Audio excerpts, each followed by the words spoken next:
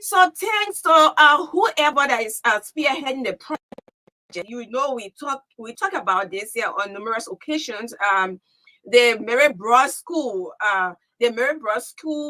on the GSA roll. Yes, just like two giants step from away from the school. You have huge garbage, and like a 5 giant steps away from the garbage, you have the GSA fence. And yes, we flag up the issue on this platform on State of the Nation, as well as the water and the WASH program. Her voice, that is water, sanitation, and hygiene program. And guess what? The folks have started cleaning up that area. They have done, I would say, they have done 50% of the work, because, okay, please set it up well. They have done 50% of the work, because what? They haven't done it, they haven't concluded yet. A work that is not, done, the work that is not done properly is not done at all. But I want to say thanks so much. I mean, they have actually worked over there, but we want to see the entire place, because the students will be coming back soon. So thanks for listening to us, and we do appreciate whoever that is behind the cleaning of that area, whether it's the community, whether it's PCC, whether it's MCC, whether it's whoever we will try to find out. Every day I pass over there, because I have activities at up the hill, have activities at my church. So I pass there, and every time I pass it, and I look at the area, in some kind of way, and nobody have actually noticed. So those of you who don't feel like she's trying to embarrass us. I don't know. Maybe some kids in that school will know me, but I actually don't know any kid in that school. But it's not about knowing before we can advocate. It's not about knowing people before we can advocate for them. That's why we are here, to advocate for the less privileged, for the less fortunate. Yes, we are the voice of the voiceless. Yes, we speak for those that do not have the platform to raise their voice, or the people, those who cannot just put their points through. So we have the opportunity. When we sit here, we don't do it because we know you. We do it because we are supposed to do it, and that's why we sign up for. So the students will have a very clean environment, and we hope that it becomes something normal. That place should be clean, because it's a school environment. It should be clean. Whoever chairs that community should make it part of his responsibility to ensure that that place is clean. So we will try to know who is in front, who is leading that project to get that area clean. We want to say thank you so much. We appreciate you. Get this one. Yeah. We want to appreciate you so much. So Dolo, Edwin Dolo asked for excuse today. He has a major game to attend. His boss isn't around, and he asks to go. Yes, so yes, he will not be on today, but yes, we are here, and very shortly we will be hosting Honorable Samuel Enders, District Number 6 representative. So he's coming in here today as a candidate. He was going to be telling us what he has done at the Capitol when it comes to lawmaking. He will also tell us what he has actually done in the district, that's District Number 6, and what he intends to do. What are his plans for the district? So that's what we have coming up this afternoon, very shortly. And yes, and at 4 o'clock, yes, at 4 o'clock we'll be going on to do as usual the business show. So yeah, the business show today, we will continue the topic from last week. Small businesses are the backbone of every economy, and so it's important for those who have businesses, not only those large or medium, but those who operate small businesses. You are very important. You are very essential. So don't say, oh yeah, I'm selling this small, small business. It doesn't even, it has not, it doesn't work. Or, I, I mean, I don't even get profit. I'm still struggling. But you know what you do for us? You keep the economy. You are actually the backbone of our economy. Yes, of this economy. So we'll be looking at the impact of elections uh, on businesses. Yes, I was doing research and I found out that historical data has shown or historical data shows that the economy of any country usually slows down before an election year. So this is something that we've noticed. Those of you who are actually in business or you have business ideas, you know that we've been noticing this from maybe end of last year or the beginning of this year, because we have election, and this is something that people have noticed and they have come to the conclusion and say yes, this is this is obvious. It's global. So yeah, we cannot just blame and say yeah, because of this reason, of that reason. But during getting close to elections, these things are normal. So it's going to be here this afternoon.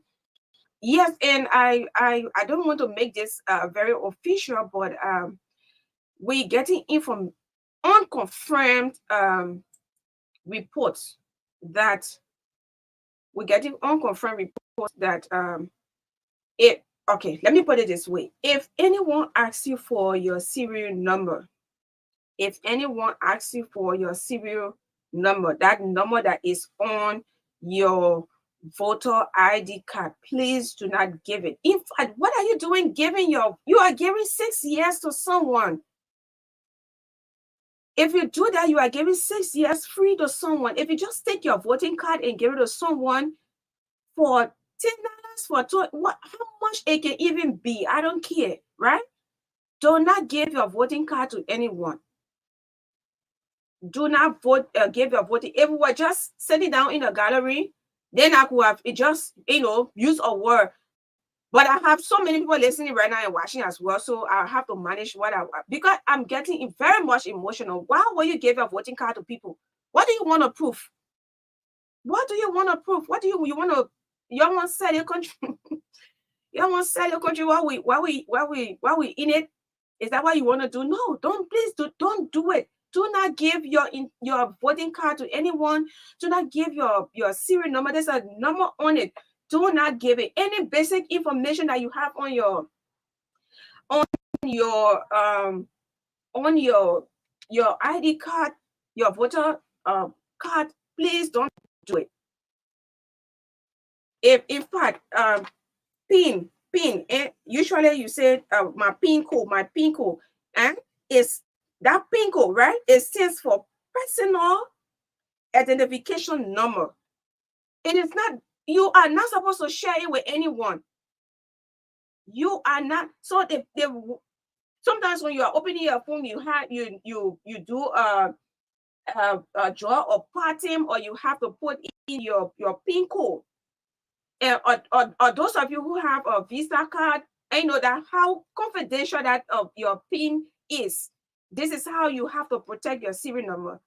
And to my own man in the rural communities, so the young people out there, if you give that number, is a personal identification number, it's a PIN. You are not supposed to give it to anyone. Do not allow yourselves to be used to just behave some kind of way that I don't even know how to describe it right now. Please do not do it. Don't do it. Your vote is a secret. Whoever you vote for, know that you are convinced, you are seriously convinced, you have followed that person, the works of the person have done, or what they intend to do. What that person intend to do. They have explained their manifesto to you, their plans of action, what they want to do for you, what they want to do for the district, what they want to do for the county, and also what they want to do for Liberia. We have 20 presidential candidates in this election. and we respect every one of them because they are all vying to become our president. We respect every one of you. We respect every one of, and we are supposed to do it because you have taken on. You say you want to. Every member of the opposition community is a potential president. Just see yourself to be, the next. That's how you should be thinking. So that's how you should see them. That's how you should see, people who are in the opposition because they are government in waiting. So yes, hats off to all of the presidential candidates. Yes, now as I speak, President Weah is a presidential candidate. Yes, he's an incumbent, and he has 18 days to elections. For the people of Liberia to say, yeah, well done, President we still want to keep you. We like you, and we your work you've done. Or we are sorry we cannot continue with your leadership. We are tired. We are, we want to try another leadership. So you've been listening to me in recent time when we are interviewing candidates, right? Asking them about the start of leadership. And I'm going to ask Honorable Enos here, he will be here very shortly. I'm going to ask him again, what's the start of leadership? Because yes, we need leadership. We need good leaders, leaders who are born. And yes, sometimes it's debatable. People say, oh, leaders, some leaders are born and leaders are made. Yes, you can also be made when you want to be, right?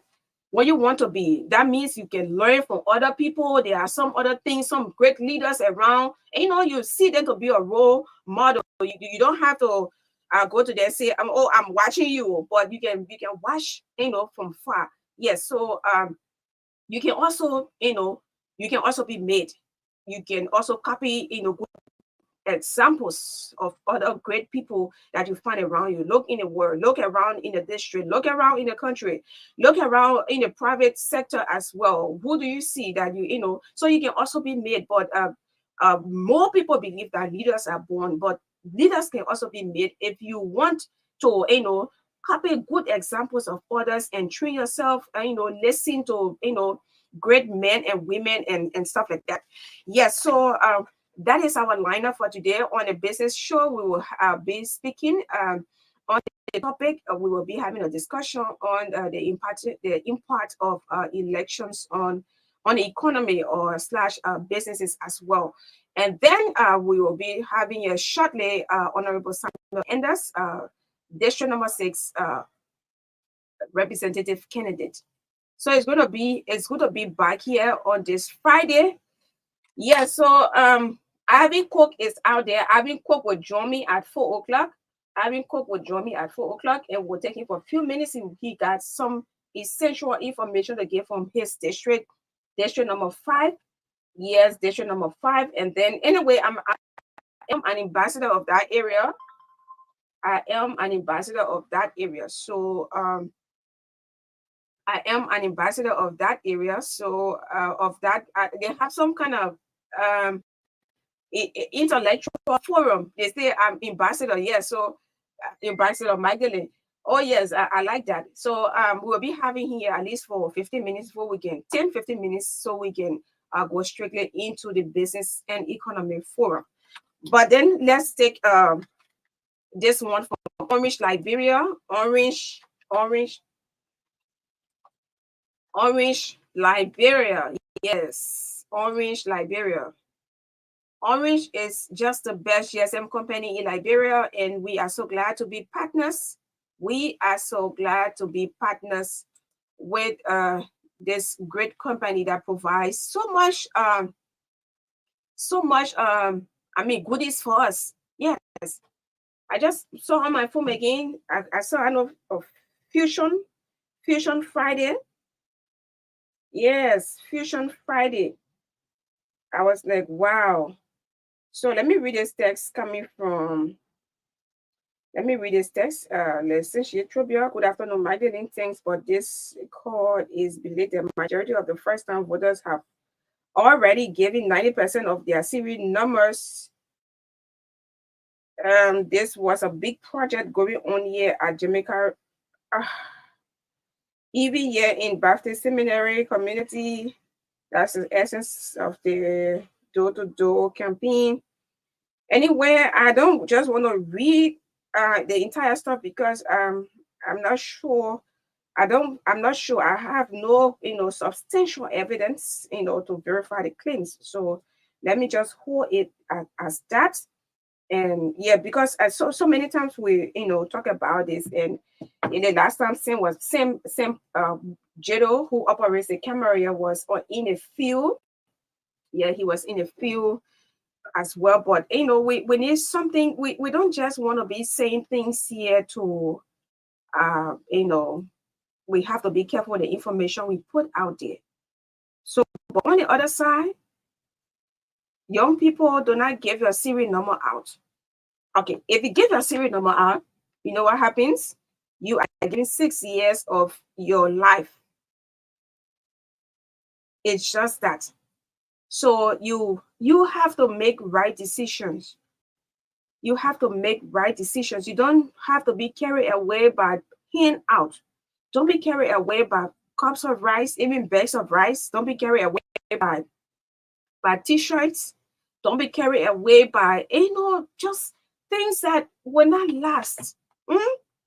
You have to think about the future. 6 years from now, yes, I need evidence, and I will still have to go on the field to make yeah. So people, I would say alleged victim in quotation, we will have to talk with them. I want to have evidence before I can tell any he sit here and something and give out any information. Yeah, so you have to be very careful. You don't have to sell out your future.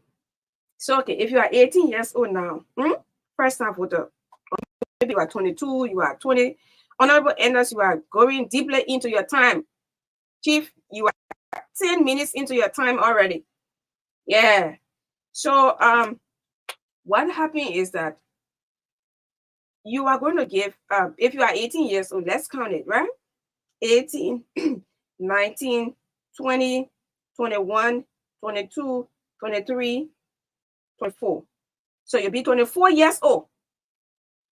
So 24 years old, if you voted for a president or a representative, for a senator, it's 9 years. Do not sell your votes. Don't be carried away. Don't allow t-shirts, few cups of rice, $20 make you to misbehave on our country. We are far above that. The opportunities and that you want, and I will say this again, the livelihood that was taken away from this country. Yes, we know that it will take time. It doesn't happen overnight, but we want you to make wise decision so that this livelihood can return back to Liberia. But I'm not going to tell you, say, oh, yes, don't vote the person, vote this person. I won't do it. But I'm begging you, right? I'm begging you. I'm holding your feet, all of you, to be very careful when it comes to making decision. When it comes to making decision, you have to be very, very careful. Don't be carried away. You too, you should know. Who not know better thing. So please don't sell your 6 years for t-shirt, for caps, for few cups of rice, or even a bag. You know what happened in Ghana? We usually play the video here from Ghana. The young people rejected rice. A whole pickup full of rice. They say, okay, but we want it. We want you to enable us. That's the questions you have to be asking these lawmakers, presidential candidates. What are they doing? Eh? What are they doing that would enable you, not to disable you? Yes. So what are they doing? What are they doing? What are their plans? Ask them. Yes. So you don't have to sell your future. You don't have to sell your future. You have to be very, very careful. If you've been making fun with any other thing in this country yet, you don't have to carry, your you don't have to carry fun. You don't have to reach it to that extent. So now let's take Orange Liberia. Orange Liberia remains Liberia #1 GSM company. And then when we come back, we'll go straight now to Studio B, where the honorable lawmaker, who is also a candidate in District number 6, will be taking few questions. Honest. We don't worry about the connection at all. There's a package for me. There's a package for you. There's a package for everyone. Smooth as I can reach out my West Magdalene and enjoy with confidence. To activate, dial *888# or subscribe via My Orange app. $1 gives you 50 minutes on net calls and 5 minutes off net calls, or the same dollar gives you 500 megabytes of data. Valid 24 hours. Enjoy using the best mobile network, certified by Ookla second time in a row. Visit our website, www.orange.com.lr, or call 111 for more information. Brings you closer to what matters. Orange.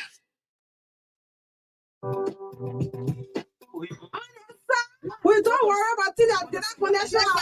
There's a package for me. There's a package for you. There's a package for everyone.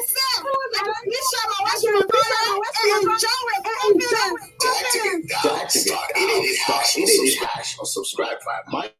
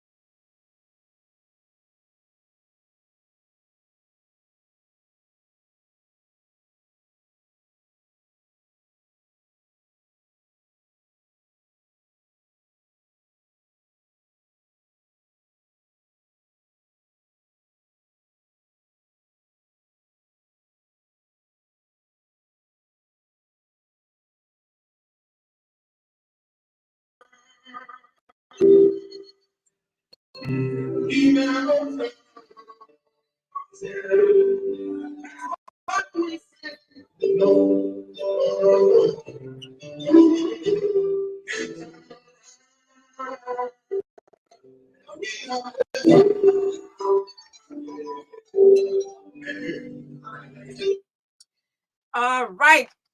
We come this far by faith. Good afternoon, Honorable.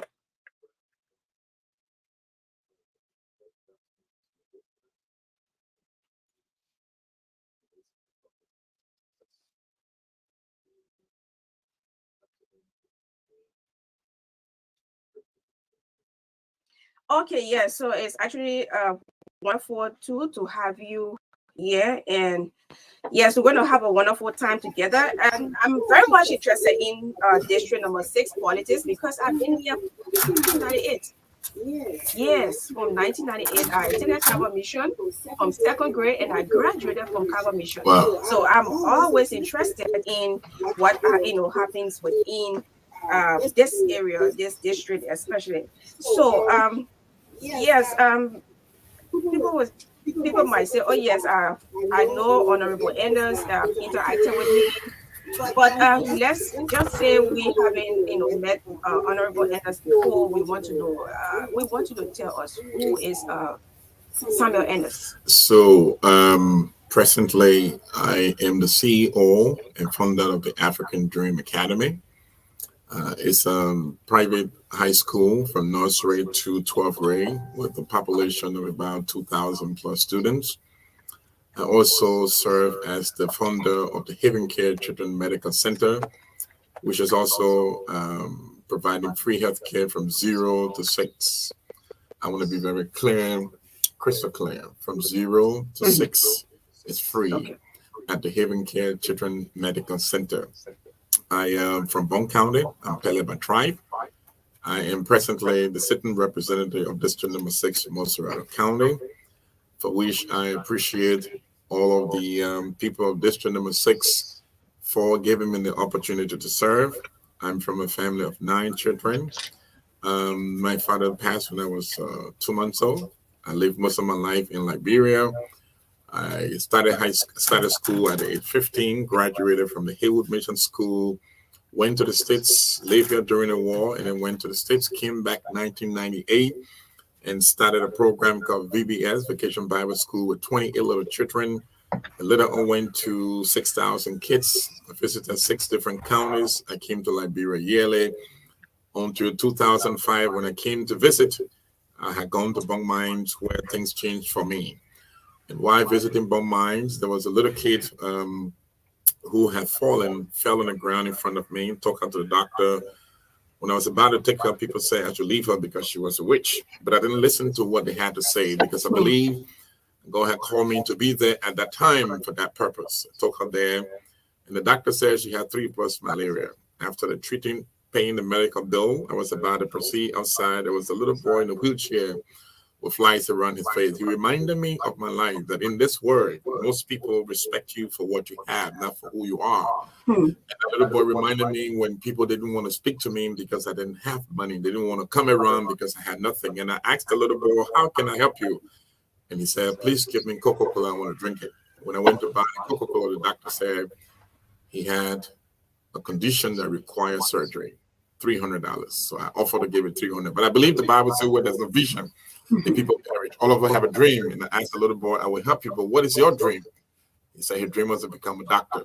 I offered to give him the money. I came to Monrovia, got the money. When I went back to Bond Mines, he had died the night before.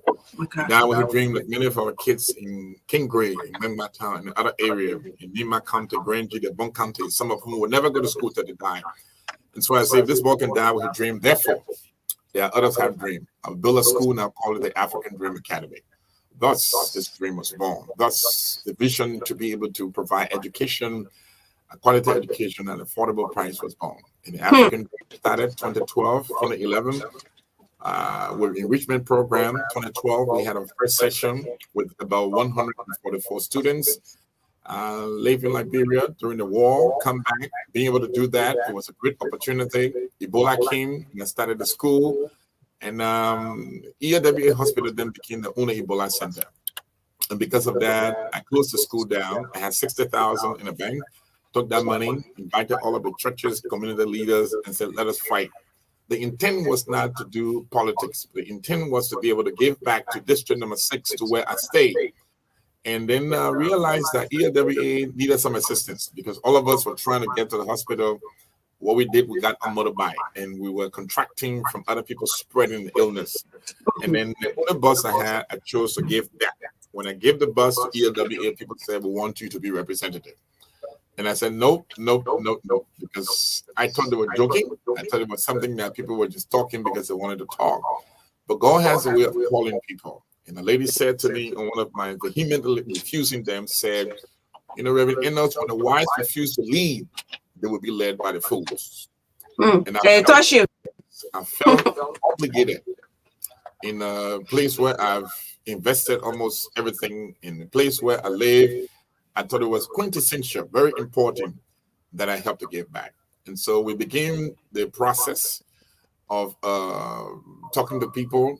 And then said, we're doing a petition. And I said, look at the petition. Nobody going to eat my money. And I said, I will buy, they said they wanted 1,000 t-shirts. And I offered to buy 1,200 t-shirts. And that everyone in the community called me Reverend Enders. No one questioned the fact that I was not a reverend. No one said I was not a reverend. No one said African Dream Academy was for white people. No one said I was a crook. No one said, Reverend Ennis don't have a home in District Number 6.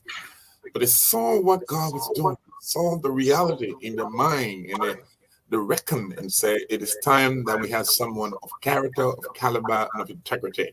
Okay. And so we ran a campaign. The first day we called for the petition program.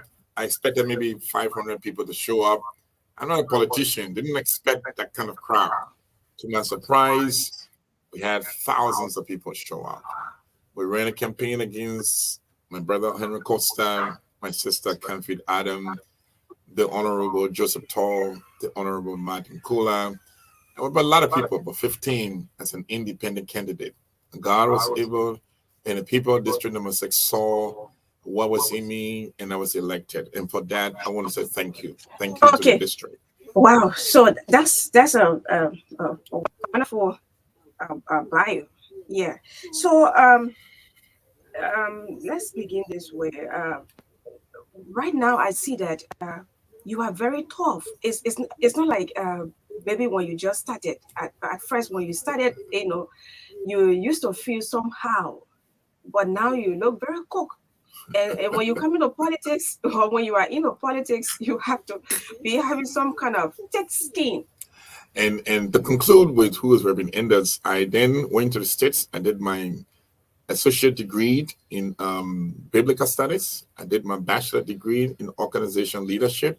Okay. Before going to America, I was ordained, contrary to the fact that people say I'm not a reverend. I told them, I've never told anybody that I was not a reverend. I've never said that.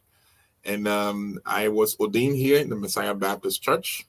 I then went to the States. I did my Master's of Divinity. I was ordained again in the Presbyterian Church. I serve as pastor in Liberia. And you were not questioned at the time? No one questioned. Everyone. Yeah, so that's politics. And yeah.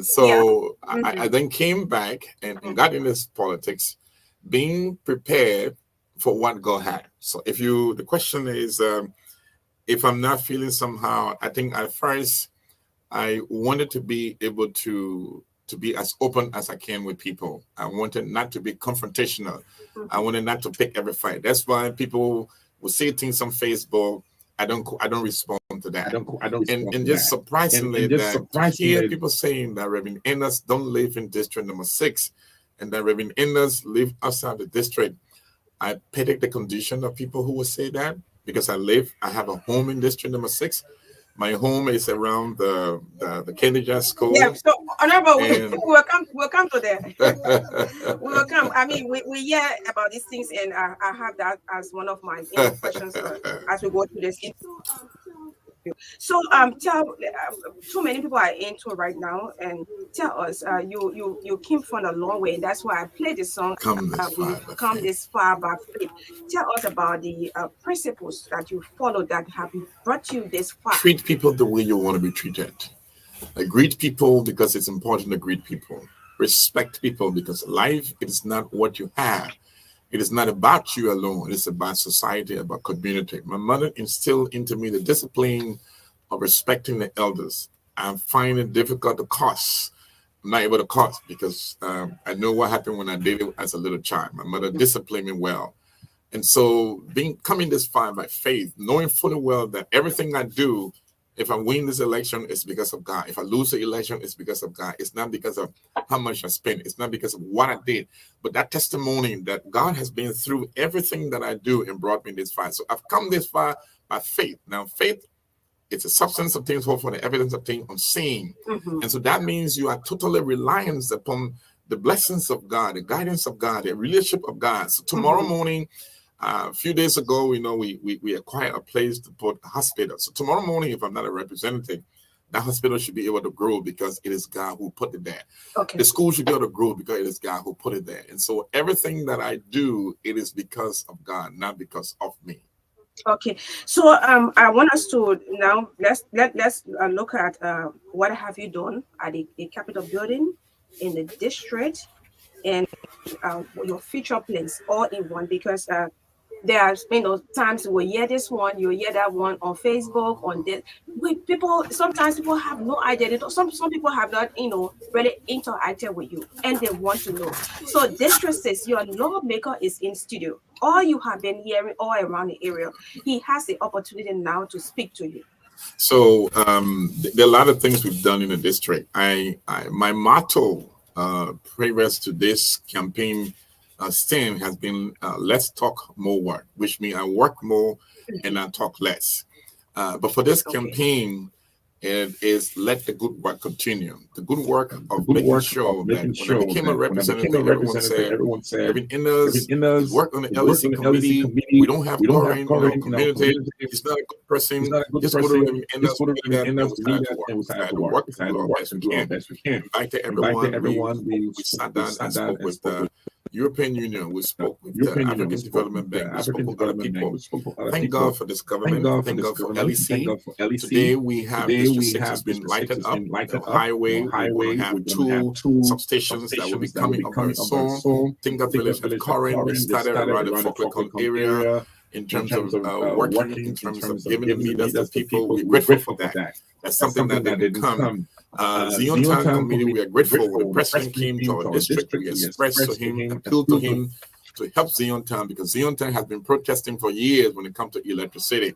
Thankfully, we broke ground a couple of weeks ago. We are hoping that will come into being. The people of Babelstown, their transformer was removed because of the road work. I want to be grateful to Mr. Gray, the team. They are working very hard. I was told by him that hopefully this weekend or early next week that transformer should be restored. We're grateful that those who came and asked for wells in other places, we were able to do those wells, those hand pump, so that we refurbish some of those hand pumps, make sure they have water in their community. We're thankful on the line of the water that Rock Hill have gotten the largest reservoir in the Republic of Liberia. It's built on Rock Hill. That reservoir should be functional so that the people of Painesville, Pimple District number 6 can have water. So that's light and that's water. We're thankful for the various schools. The Kennedy School, the bigger school up there was down completely. There was no seat. It was terrible, dilapidated. We went up there before the government got involved, painted the building, make sure we made it feasible for our students to sit. We went down to the elementary school, did the same thing. We went to Nangbe Town where they asked us for a town hall. That youth center has been built. It is there right now where the tree used to be. You go to Bible Town where they asked us to be able to help them get a Mangba Town, get a youth center for them. That youth center is also completed and it's there. The market has a carpentry all the way in the back. They did that market hall for them. That market is there. And I think that there are other things that we've done in the community. The Kingway School was destroyed by the Honorable McGill, not with bad intention, but the intention to rebuild it. Other things happened and he didn't build that school. We then got involved. We got the first 3,000 blocks, took it to the community, see how we can build that. But certain things came into being politically that prevented that from happening. So I'm grateful to Atta Clark who pushed me and pushed. So when the president visited our district, we asked the president that school was important. That school was important because Kingway is the oldest town. Children in Kingway need the opportunity to go to school. They need the same opportunity as everyone else. And because of that, we were able to talk to him. They agreed and spoke with Pepsi and Lace. And the Kingway Public School was rebuilt. A beautiful school for our. We are very much delighted and grateful that that happened for the people. We think places that we were called for loan issue, we did that. We are grateful that as a House of Representatives, we were present. We stood, we made a point when things came, the first 3 years I refused to sign a budget because I felt that there were issues in the budget that I had. I felt that it was not good for the University of Liberia budget to reduce while the city budget increased. And so we talked on those issues. We stood up, made a point respectfully, because I was brought up respectfully, not to insult the president or insult other people because I felt things were not going my way. I had an obligation to keep a standard that people in this district are respectable, responsible people. So when I speak, when I represent them, I must be careful how I represent them. In our district, we had calamity. A calamity struck and 7 persons died. It was not my responsibility to take this body, but as a representative, I think I was obligated to wrap my hands around this family and talk to this family. You go to EAWA now, I owe them more than 500,000. Let's say over 1,000 plus US Liberian dollar. We owe them because the amount of people who we send there to be able to treat, to be able to help. My clinic started with very little, and that clinic has been a lifeline for many people in Mengma Town, in Babo Town, in Douala, in Duke Town, in Red Line, to bring the children to that clinic. Over 150 children daily.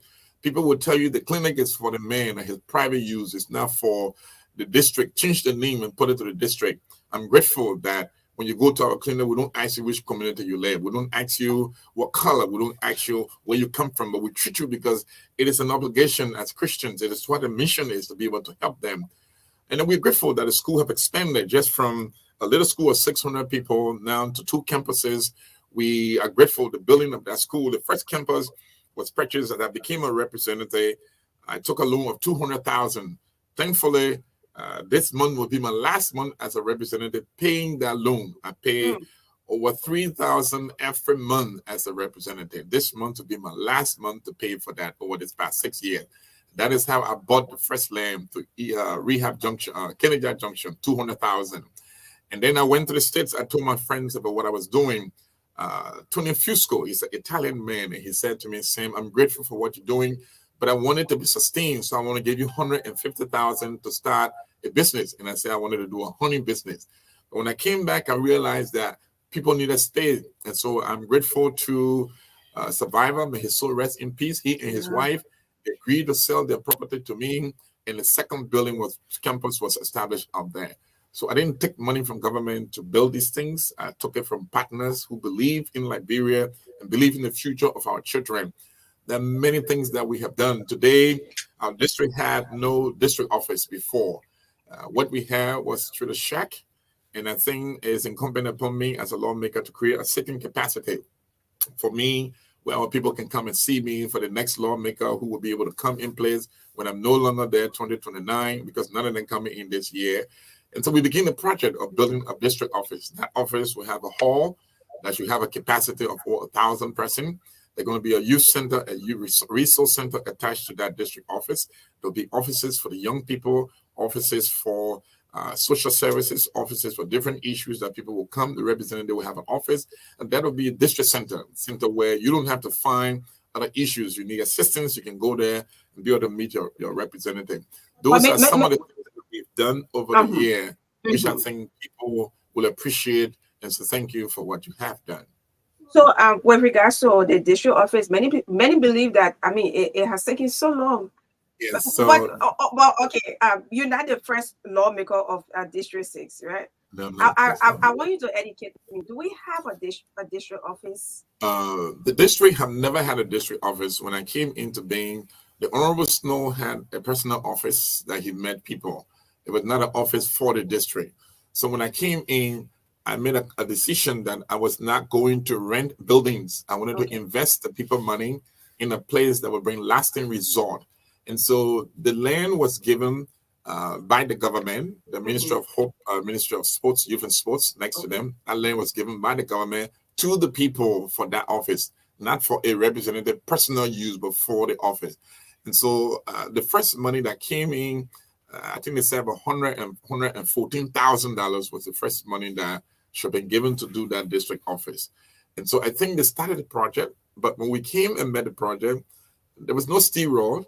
You don't build that kind of building and don't cut a foundation. You don't build that kind of building and you don't have steel road in the system. So the whole thing kind of crumbled. So the whole thing was demolished. It was just at my knee level going around. So we had to redo the whole thing, do a whole new foundation, buy the crushed rock, and go ahead from there. And consciously, I think the money I was going to take to now start renting office at the same time building office was not going to make it possible. They took the cost for that building over $200,000 plus. So what I decided to do was to use my office at the African Dream Academy to see people, was to be able to create that opportunity. And as we did that, people said, we wanted you to create an office outside. So at Lamb's Academy, I started working with Myers to build an office right next to Lamb's Academy. That office is now being used. I built that office. That office is now being used by CPP as a head office in the district. and so we couldn't use that one. So right now we've worked from the African Dream Academy, but we are very sure that before the dry season March, we should be able to dedicate our office, because the roof alone to get over the office is about 25,000. That's how big the office is. Just the Wow. roof alone is 25,000. Okay, so the cardinal functions of a lawmaker is lawmaking, oversight, and and can you help me with Representation. representation? Okay, so I was making some research and I found out that you put you proposed 5 bills. So can you tell us the status of those bills? Have any one one of them been passed, or how is it? So the first thing we did was to work on working with Calvary Christian University, crafting the first one, which is a name change from Monroe Bible College to Calvary Christian University. It's the first one. I'm grateful to Dr. Scott and his able staff who worked diligently. I'm thankful to Honorable Prince Moy, the Education Committee. Thankful to the House, Buffer Chambers, and those that are there who support that path so that the district can have a university. We're also grateful while I'm talking about education for the district school, which were just at an elementary level. We just graduated the first high school students from the district school, the Mary Brock School. That name is going to be changed to the Rock Hill Academy. Wait, that Mary Brock School belongs to the district? It belongs to the district. It's a district Wow, school. so I actually been looking for who's behind this Mary Brock Yeah, School. that's the district And if you're school. monitoring, and I don't know whether you're monitoring, I talk about it. We want to know, because anyway, that's another topic, because I had some issue with them, but they're trying to settle it up. Yeah, so that school falls under the district. But the way I do my leadership, I don't micromanage. So I allow people to function. So if you have problem, let us know. We get on that right away and be able to solve No, the not problem. with the school, but those who manage the community. Okay. No, not the school, but the garbage around the school. I mean, the community chairperson should be held responsible for. So we're thankful to the Lord Mayor, the mayor, who has worked, and now that garbage is being removed. I'm thankful to them. Arthur and his team are there. I visited them. It is a work being done by the city mayor. We're so grateful to her. But I agree with you. The community need to learn to do something better than that. Coming back to the 5 bills, we decided that we're going to book 5 bills on the floor. None of the bills have been passed. They're in committee room. We hope to go back and work very hard to make sure those bills are passed. I think they are bills that are important to the well-being of our people. For example, the decent healthcare bill, which states that anyone who go to a hospital that is in an emergency circumstances, giving birth is an emergency circumstance, that person should be treated and then asked later to pay. There was a gentleman who was at work, had been burned in a fire, was taken to a health center. While at the health center, they said he needed to pay. If he didn't pay, he was not going to be treated. That gentleman called me. This is 2019. The gentleman called me and his daughter said, our pa is sick. He came from Kenema and he's burned. Could you please help us? Well, I didn't get the information until 3:30 and he has been there from 9 o'clock in the morning. So by 3:30, I left the Capitol building when I got that message, came to see him. I paid him money and 45 minutes later, he died. I think had he gotten that money earlier, he would have been alive today. So the bill is stating that any woman who go to give birth, she's in an emergency circumstances, there's 2 lives at stake. That woman could die or the child could die. So do me a favor, help treat that person. And then later on, we can go to that. So that's that's a decent healthcare bill. And so among the other bills that I think is important, one of them that somehow passed, not from what I sent, but it was dual citizenship bill. A lady came to my office and said she was married. She had a husband. And both of them were together. They were not officially married, but they built a house. In the past, people would build a house, but the men would buy the land. Everything is in their name. If you're in the man and woman buying the land, they used to put it in the man's name. So that was not in both of them name. But this guy traveled to the States. He went to the States, married a new woman. She was here with a son. The son grew up to become a big boy. And this guy in the States died. When he died, the wife in the States came to Liberia and claimed the property, and this woman was thrown outside. And so she came to me and crying and said, what can she do? And apparently there's nothing she can do. I felt so bad about that. And then I put that bill on the floor. The bill states that if you born a child by a woman, you don't have to go and say, I will legitimize a child before that child be my child. Once a child is a child, you should be responsible for that child. And they did that in the past to protect themselves, that you will have a child by a woman. Once you know the child is for you, that child knows that you're the dad. They call you papa, you support the child, but you have to go to the law, stay in the court, and tell the court, say, yeah, I agree. I legitimize a child. If not, any property you have, that child have no right to that property. I think it was wrong. So that bill was put on the floor as well. Tie into that same bill was the fact that our women, our girls, our sister, they are here. The government will give a license or will give visa to a foreigner to come, a white gentleman, a Caucasian. He comes to Liberia and he met a Liberian woman. Maybe he came for 2 weeks. Love doesn't limit itself to who you are. Love doesn't limit itself to the extent of time. And you had a relationship with this guy, and the guy left. Maybe you just met and you spring, and he left within 1 week, and you are pregnant. And the law in Liberia states that woman, she protect that pregnancy. People laugh at her. People have a lot of things to say why she's pregnant. She managed to deliver that child, and that child comes out and it's a mulatto child. According to Liberian law, that child is a foreigner. That child is not a Liberian. That child have no right to anything. That child doesn't have a right to passport until that child reaches a certain age. The law states that those children should be able to have access to everything, because as long as you are born from a Liberian woman, while we're working on that, the dual citizenship bill came and covered all of that. And I want to say thank you to Luke, who was then the president of the organization of the mulatto in Liberia, worked diligently. And so today we have the dual citizenship bill, which incorporate all of those people.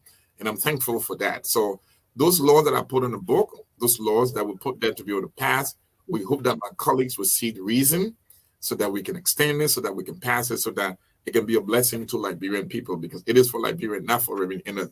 Those laws are not political. It's not to prove that Reverend Innes put law on the floor. But look at the reasoning, look at the benefit to your constituents, look at what it's going to do for our people. So I hope that as we go back for the second term, we'll push those laws so that it can be worked as, so that our country can improve due to the passage of those laws. Okay, so let me take you back to one of these laws. I don't know whether it's still on the floor. It's in committee room. It's in committee room. That's a Liberian great gift. That's right. Liberian great gift. Okay. All right. So if you are into this state of the nation, we have with us Honorable Samuel Enders. The cardinal functions of a lawmaker is to represent, to make law, and to oversee. It's we usually say it is not to build roads. So you build roads, build schools, and no, but to make laws, to represent you adequately at the legislature, and then so there are times, debate, you attend a debate, and then you have to ask questions with regards to these functions. You don't have to be, if my baby's sick, if I come to you and stuff like that, but ask questions that are relevant, that can be able to move the district forward. Yeah, so but let's come now to please take this. Yeah, so let's talk about the leadership structure within the district, because earlier you talked about you don't micromanage your office. So we want to know how is it structured within the local governing council? How is it like within the district? So people will talk, especially one of the opponents who were talking about structure. Those were people who was in structure leadership before I came. Yeah. My predecessor had a structure where they call it the DDC. The DDC was made of special persons.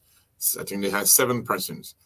When I took over, I wanted the district to be divided into 17 zones, because one person was in zone 1 and they had 200 houses. Someone was in zone 2, they had 1,500 houses. So we decided to equally distribute those houses so that we win and got about 17 zones. From the zones, we then decided to have elections. We opened the election to community leaders who were not zonal heads, who also formed part of the election. That election was won by Amos Myers, who then became the DDC, District Development Council Chair for District number 6. So we have our elder council as well. We have the DDC as well, made up of those people who are supposed to run the affairs of the District Development Council. But that doesn't mean that we just left it alone and there's nothing happening. We haven't had funding to undertake some projects for those people to be able to manage. But the DDC have worked on many issues: community issues, election issues, development issues with funding from me personally, working to make sure the district school is where it's at today, working to make sure disputes are settled in different communities, working to make sure community leaders that are taken to jail, we go and bring them out to settle those cases so that the community functions properly. The District Development Council, the DDC, is not just about building certain community structures and put them in place, but to make sure we have a harmonious community, we have leadership in place that run the day-to-day effects of those communities, and that our community are safe in making sure the law have been upheld by our citizens in our community. And we are grateful to the District Development Council. Though Mr. Meyer is now running to be elected somewhere in Nema County, we're grateful for the work he did. We're grateful for the many times people call him in the night. He went there to solve cases. We are grateful to him for what he did. He did very well. It is through that initiative that the National Association of Community Leadership was born. It was born right in District number 6, and the goal is to unite all the community leaders across this country. So we are grateful for that. We hope that he will be remembered, the community will be remembered, and District 6 will be remembered for that. So, your leadership start. Do you really face serious challenges? Do you see leadership as being a very tough area? I think because for the past years now, I mean, you're getting great. My mother's entire hair is white. Okay. I think my hair is big. So the strings, according to people, the strings when it's bigger, you get gray. But is that a pressure from I get up in the morning, sometimes 3 o'clock, and go to bed sometimes 2 o'clock. A lot of people say it's not your business when people are in the hospital. But I tell people, you know, I had gone to visit EAW Junction to speak to the people there, met the community. The community did not beg me for money. The community did not say buy food for us. But the community said, we want you to please do our toilets behind the Atlantis and behind the school on the other side. I've done that toilet 2 times. This is the 3rd time we're going to do that toilet. And they said to me, our toilet need to be fixed because everyone to the junction, that's what they use to ease themselves. And one of our community members' wife has been in the hospital for a long time since she gave birth. We want you to please help us. I don't think the community was trying to disgrace themselves. The community was seeing out for one and looking out for one another. So I went to the hospital to be able to find that person. When I got to the hospital, as soon as I said hello to the nurse, the other person said, "Oh, that Reverend Enders, Reverend, I've been here for about 2 weeks. You know, since I gave birth, I've not gone home." The man said, "You know, I did surgery on my foot. The irons is in my foot. They say I have to pay before I can do this." There was another girl there who needed blood. She and her sister, and we had to do that. So I left that day with, you know, hundreds of thousands of dollars that I had to pay. I don't think when I marry a woman, or when you marry a woman, or when you have a girlfriend, you are doing it because you want to be responsible for the mom, the pa, the uncle, the nephew, the niece. They will come, but it is part of reality. The reality is when you love someone, when you love something, everything around is you love that thing. You work towards that thing. Being a representative of District number 6, what I have learned, what I've experienced, what I have seen as a representative, I didn't see it as a pastor for many years. People came to me as Christians. They were well dressed. They pretend that their life was in order. They pretend that everything was okay to the house. They didn't come to me as sinner, pretending to be someone who can drink. But when they come to me as a representative, they came to me smelling with liquor. They came to me with who really the word. They came to me telling me, "Reverend Enders, you are our representative. This is my condition." They didn't come to me to beg. They came to me as true human, not pretending to be who they were not, or, "Oh, I want to go to my pastor and I like this." But they came to me as a fellow citizen. I'm grateful for those 6 years. The thousands of dollars I spent, I'm grateful that I was there. I'm grateful for that lady in Palm Bush who came to me and said, "Reverend, without you, my child won't go to school." I'm grateful. I just met the Maningo women community just now before I came. I'm grateful for a lady who was standing right there and said, Reverend, and I said, the only thing I want for you is my son to go to the African Dream Academy. I'm grateful for the many times that I was driving along the road and I saw that the traffic was completely gridlock. There was nowhere to go, and I could get down and be able to help. I think I helped to direct that traffic because people recognized me. They Mhm. saw me as a representative and they knew that they could respect the law at that time. There was no policeman present. So people were doing everything all right in their own eyes. But when some people saw and recognized me, they said, oh, okay, that representative, I was stopped. And so this Mhm. person can go. I was not trying to show the people that I'm a police officer. I was not trying to Mhm. show that I can direct traffic, but I had an obligation to my people that they Okay. can drive smoothly, go smoothly, and come back smoothly. And I'm So grateful. yes, so we're going to the lines very shortly, but let's talk about the security issues within a district. Then we'll link it up with the drug issue. I mean, I have an audio here that this young guy said the King Gray is a very big hub where they just go there and do their stuff. So, but I mean, he's an abuser of drugs. So I intend to believe it. Yeah. So talk about the security and then. In terms of security in the district, I would say sporadically things have improved sporadically, but there are places that are hotspot. Last night, for example, Okay. I got a call that around the Massaquoi area, which is called Zinkem, there were serious riots. There's the same drugs issue. People were being hurt, people were being chopped, and they were taken to my clinic last night for treatment. What? Yes, that happened all the time. Before, along the road, when there was no electricity, to some places it became dangerous. The road going into Zion Town, right at that intersection, many times people have been juked with knife and brought to my place with scissors and screwdrivers at that place. We're grateful for the businesses that are there who have had electricity that have created some security there. That's why we think having this electricity along the road is important. When you get the electricity, it drives every criminal, it becomes security for people to see. I think it's disgraceful. I think that we will have a district where our district police doesn't have transportation. I think it's disgraceful. It hampers security. It creates problems for security because anytime you call those police, they need to come. They need to be active. They need to be present. They need to come and create that security. But in the absence of transportation for Hmm. the security for the police, it is difficult. I think it's disgraceful. I think we feel the community on that issue. I've talked about it. We've done our best. I gave the pickup to the police. It was not a brand new pickup, but that pickup was being used by the police, and that pickup helped to some extent. The Honorable Patrick Sudu, was the one who dedicated that pickup. We hope that we can have a brand new pickup for our police because it helps us security. I think Okay. in terms of Mhm. the drugs issue when it comes to our community, it's something we're grappling with. I want to say thank you to the DEA and the government for the bust that have been happening robustly, quickly. You see, there are a lot of drug busts these few days along the highway at the airport. So I think that tells me that we're cognizant of the fact that our country is being destroyed.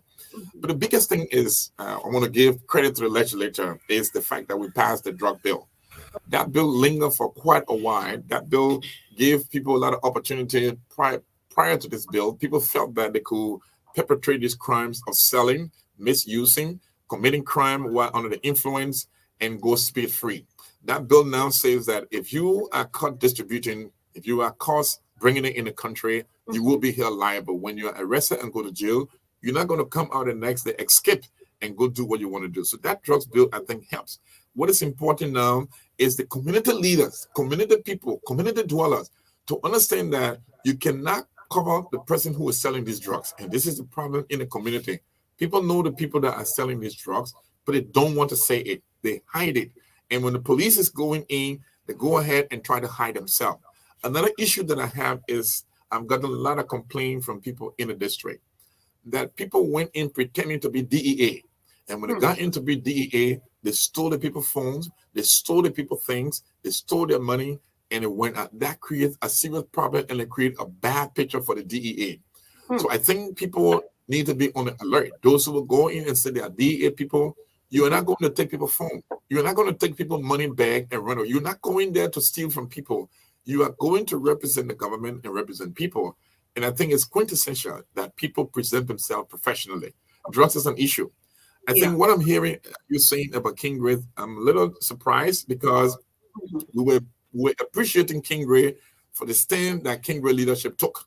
King Gray leadership took and drove those guys out of King Gray. King Gray was one place I was using as an example because the community leaders, the leaders in the community, the parents in the community stood up and say, our town cannot be a drug hub anymore, and it worked. So, except maybe if that had elapsed where they have started trading again, but King Gray set a good example that I told people everywhere I went that King Gray have done a marvelous job, and we need to follow their example.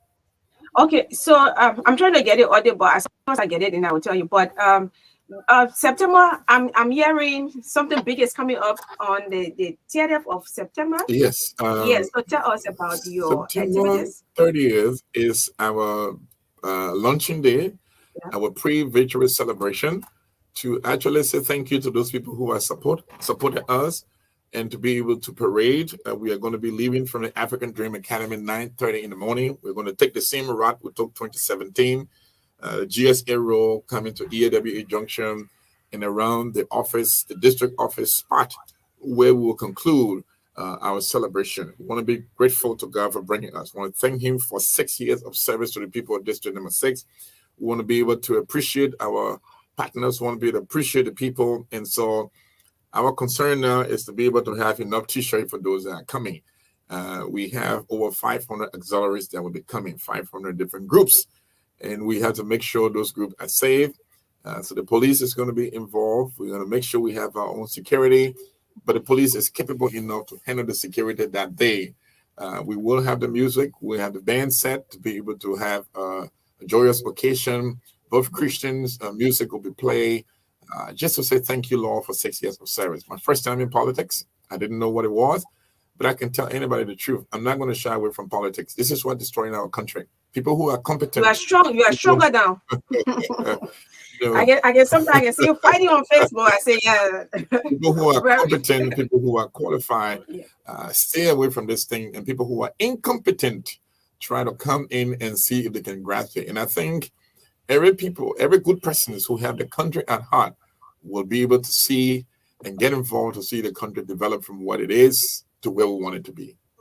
Okay, so not many people are going to, I don't want to say not many, but not everyone will attend a debate. But I want you to use this time, not debate, but the launch. Yes. Yeah, the launch of the campaign, right? Yes, that's right.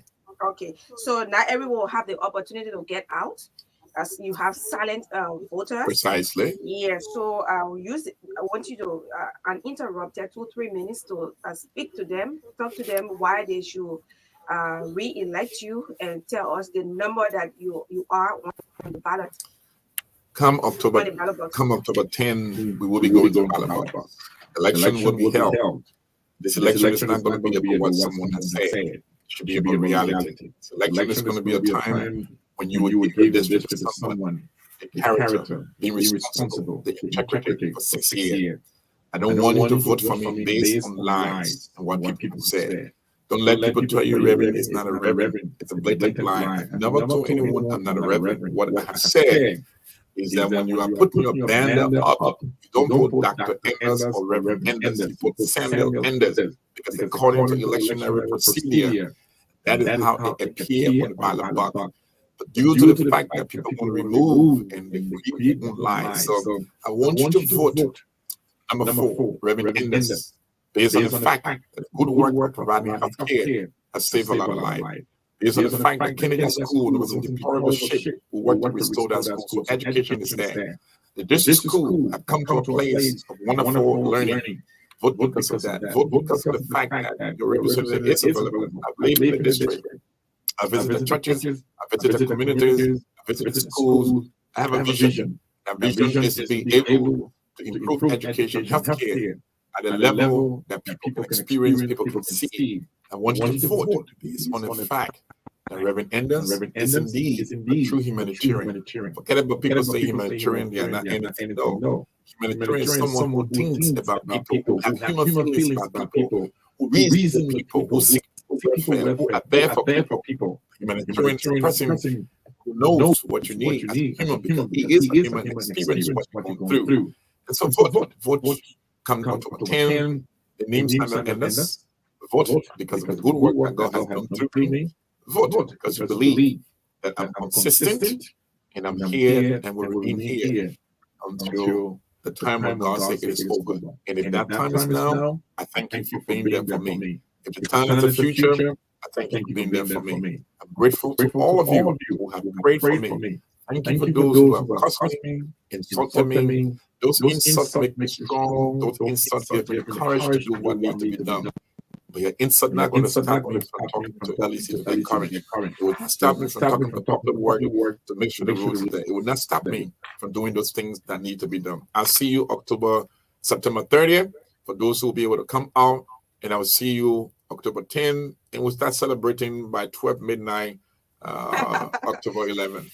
All right, that's wonderful. So you can place in your calls to 0777 25 38 19, 0777 0777 25 38 19, 0777 25 38 19, and you are the first caller. A minute.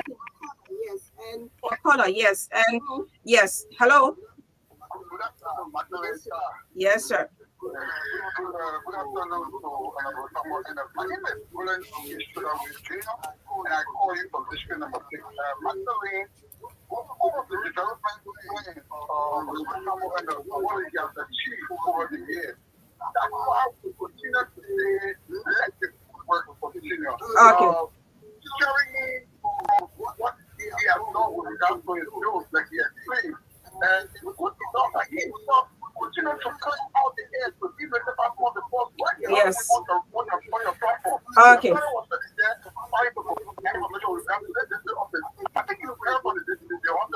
Okay. Okay, Chief, let me know you read it. I know you already got that. Yeah, hello. Yes, sir. Quickly, 1 minute. Yes, sir.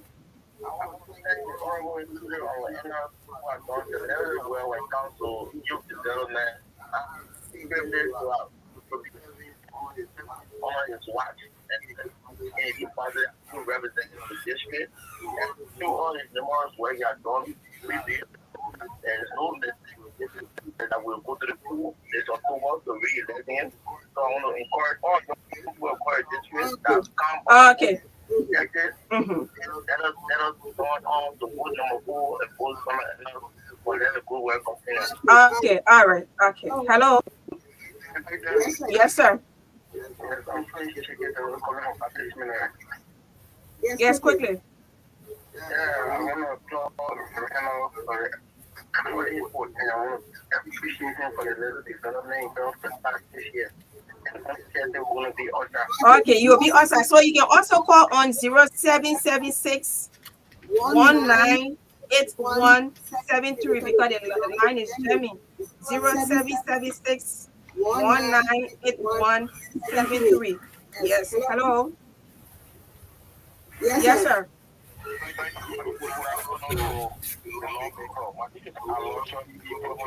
Good afternoon.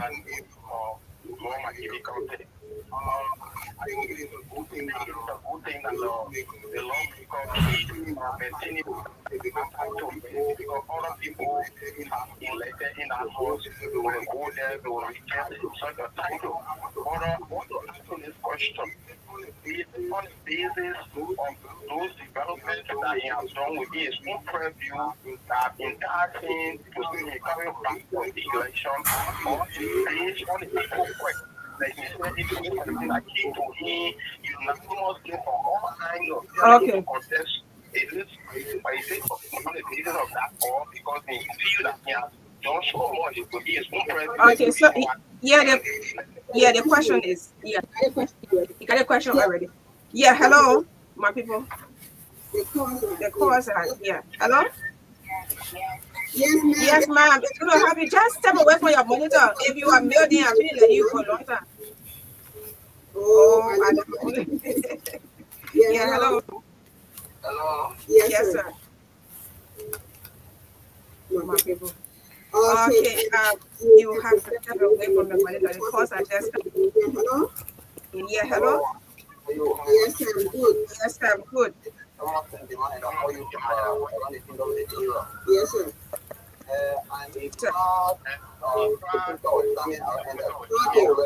Okay. Okay. to hope on them because of what he's doing. But I want to understand something quickly. We are hearing that it's also the CDC, underground CDC to put in. So I want to really understand that today. All right. Okay. Okay. Thank you.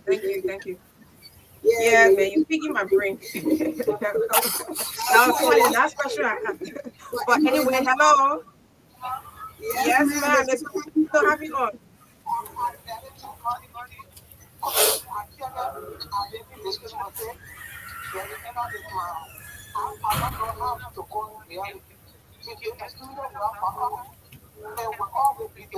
How many children you got in scholarship? No, I don't think so.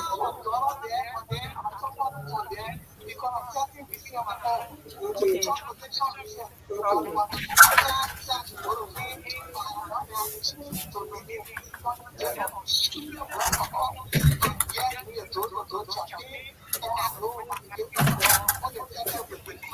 You kind of me, yo. It's me, Jonathan. You kind of me. Anyway. Okay, y'all forget about me. All right. Okay, it's good to have you on. Okay, yeah, hello.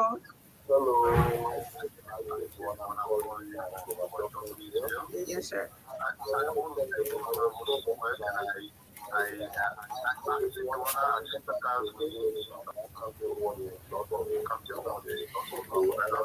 Okay.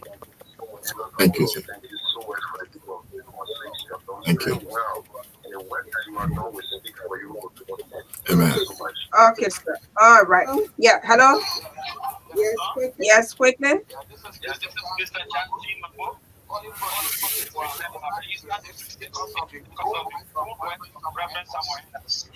Wow. Thank you.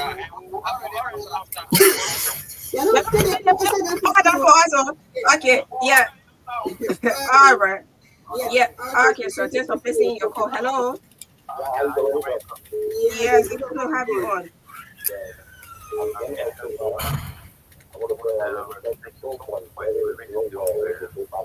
Thank Okay. you. That's it. Let me take it from this end. Hello. Hello. Yes. Yes, sir. Yes, ma'am. Yes, ma'am. It's good to have you on. What's your name? Oh, I'm sorry, sir. Sorry. Yeah, you sound so cool this afternoon. Yeah, please go on.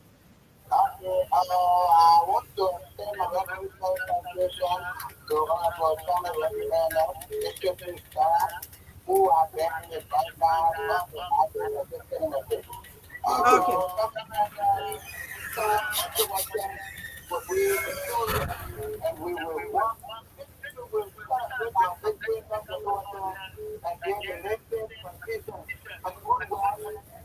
Okay.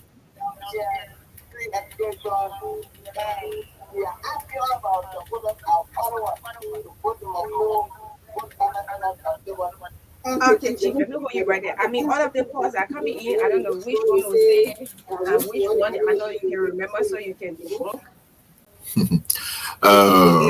I think the question from the guy whether I'm running because Okay, we can make majority or that, but most of the calls are I complimentary. think I'm running because of both reasons. I'm running because a lot of people say we continue the good work, and I'm running because of what God has been able to do through me. The question from the gentleman that CDC is supporting me on a cover. I'm an independent candidate. The CDC is not supporting me on a cover. I have not joined any political party. I'm running. No, I think he said you are supporting CDC on I cover. think what people need to do is to respect. When you hear rumors, you ask the person, what are you supporting CDC on a cover? I've said and I repeat it that those who support me, I will support them. I have people in my office who are seditionists. I will continue to say thank you to the president if need be. If he does something good, I will. I'm not an ungrateful soul. And I think for the fact that my district have electricity, we'll continue to improve on that. I will say thank you to the president. For the fact that rehab road has been fixed, whether that one road or a piece of road, it was not there, I will say thank you to the president.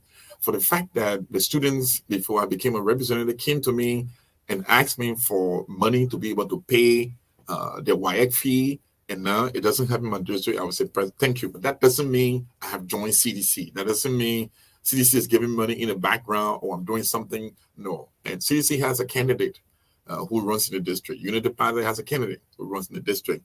So I want to be very clear. I have not joined any political party. I am grateful to my people. I'm grateful to the district. I'm grateful to the citizens who work in my office. Grateful to the Unity Party team who work in my office. Grateful to those from different party who works in my office. I'm a citizen. I'm a Unity Party team. I'm for everybody. I'm You are not. for I'm a Liberia. Liberian. Thank you. Okay, yeah. So this lady was trying to call, but I can take you, Masira is visually impaired. She's really trying to call, but I mean we close it. If I take your call, then I have to take like 20 more other calls. So yes, we have to go. I'm thankful to you, Magdalene. I will listen to you most of the time. Thank you for standing on as a female voice for many people. District 6 is very proud of you. I want to say thank you to the owners of the station. Thank to all those who giving us a new. My last advice to every Liberian: please let us be peaceful.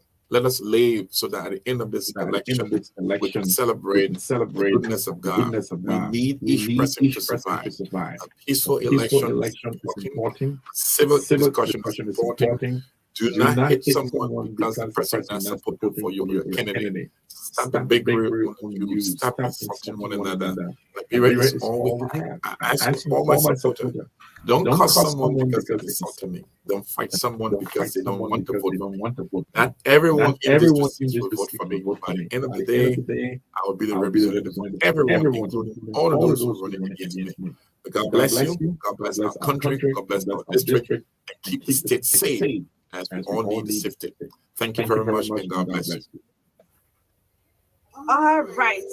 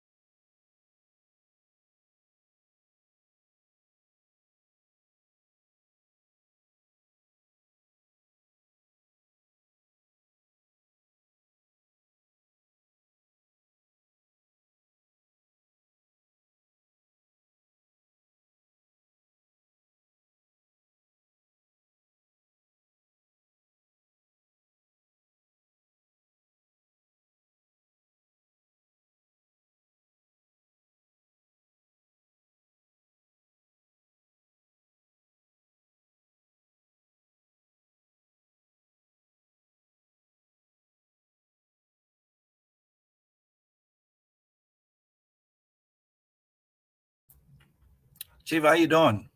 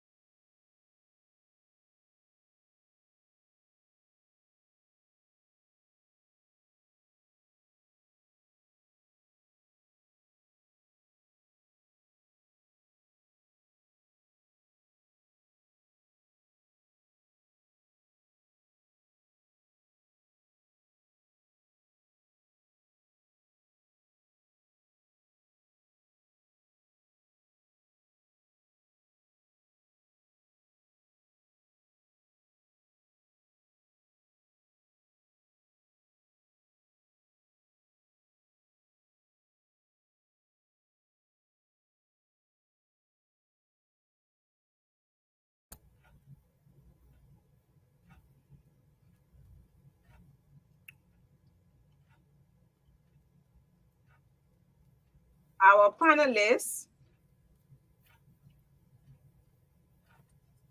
Magdalene, how Liberia today? Hello. I say how Liberia today. I'm taking calls again. I understand you're enjoying in I Liberia. think yeah, it's muted here. Can you please work on it? Can you please work on it? I don't know. Can you work on the audio? I'm not getting that. You are muted. You okay? Hello. Hello, can you hear me? Okay. Yes, I'm getting you. I say how Liberia today. That campaign time. I understand you're enjoying our country. 20 political party, money flowing everywhere, people jubilating. Oh. Man, I wish I were home. Yeah, it's actually an exciting time here in Liberia. I can tell you for sure because it's exciting. Going to the polls on October 10th to elect a leader, a president, a representative for me, and a senator. Yeah, so it's a time where people have to make critical decisions in this crucial time. It's actually a crucial time here, and every day I wake up, I find out that the day is actually we are drawing the curtains, yeah, on this whole chapter. So we have 80 more days to go. You know, one of the things I like about the election period is the fact that Liberians are now hiring their leaders. So you know that when they hire the leader and say go to work, you got 6 years for the leadership to work. After every 6 years, the Liberian people come together and then hire the person they want to work. So that shows that the power is in the people, right? The people have the power. So the power is invested in the Liberian, in the people when it comes to any election. So it's a good thing to know that you have power, you know. Yeah. All right, sir. That's good. Bobby. Yes, how are you? You getting me? Yes, Yeah, we can hear you. I know there's some feedback, but yeah, the feedback is the technicians are trying to set it up to get it up. You know, Magdalene, why they setting up yesterday. Yeah, I think it's okay now. I was doing some research, and I felt very, very bad with the Firestone company. And since 1926, you know, I did some research, went on the Firestone website just to understand that Stone America, Firestone is a subsidiary of that company. Mm-hmm. And on their website, they have not even mentioned anything about Firestone, Liberia, but they're doing very well. And I began to think and say, in the 21st century, if Firestone plantation was in the United States, would they have people using buckets to tap? Would be using those 4-wheelers with machines on them, putting the litters in bucket through machines, and find other method to pay people to do some work. You know, so I felt bad. They used $1.3 million to fix that breach from the airport, that little iron breach. So if you went on their website, you will see $1.3 million to refabricate or reconstruct the breach after the war. Mm-hmm. You know, it's like, you know, when information was never made available, now everybody has the information. And so I told my dad screamed when I said, you know, they used $1.3 million to fix the breach. My dad said, which breach you talking about? You know, so that's some of the things that I was looking at. We in the diaspora will have to do a lot of work to help our homeland. Mm-hmm. The people, I don't expect those tappers in Firestone or the Liberians in Liberia to fight and make that happen. We in the diaspora will have to put pressure on Firestone to do more, or even Metal Steel, or all those companies that have ties with America. We need to make sure that we're putting pressure on them from our end so that they can bring more meaningful improvement to Liberia. All right. So if you log on the screen, you'll see this is one of our added listeners. He's Arvin P. Cook. Yes, Arvin P. Cook comes from district number 5, and he has an intellectual forum. Yes, but he's going to join us today on this show. He actually came to talk about his tell me what you to talk about. Say again, Arvin. Introduce yourself to the panelists before we can get back to them.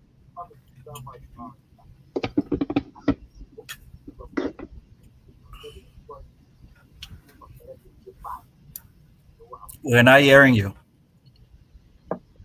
All right. So yes. Yeah. You I think it's okay now. You can speak.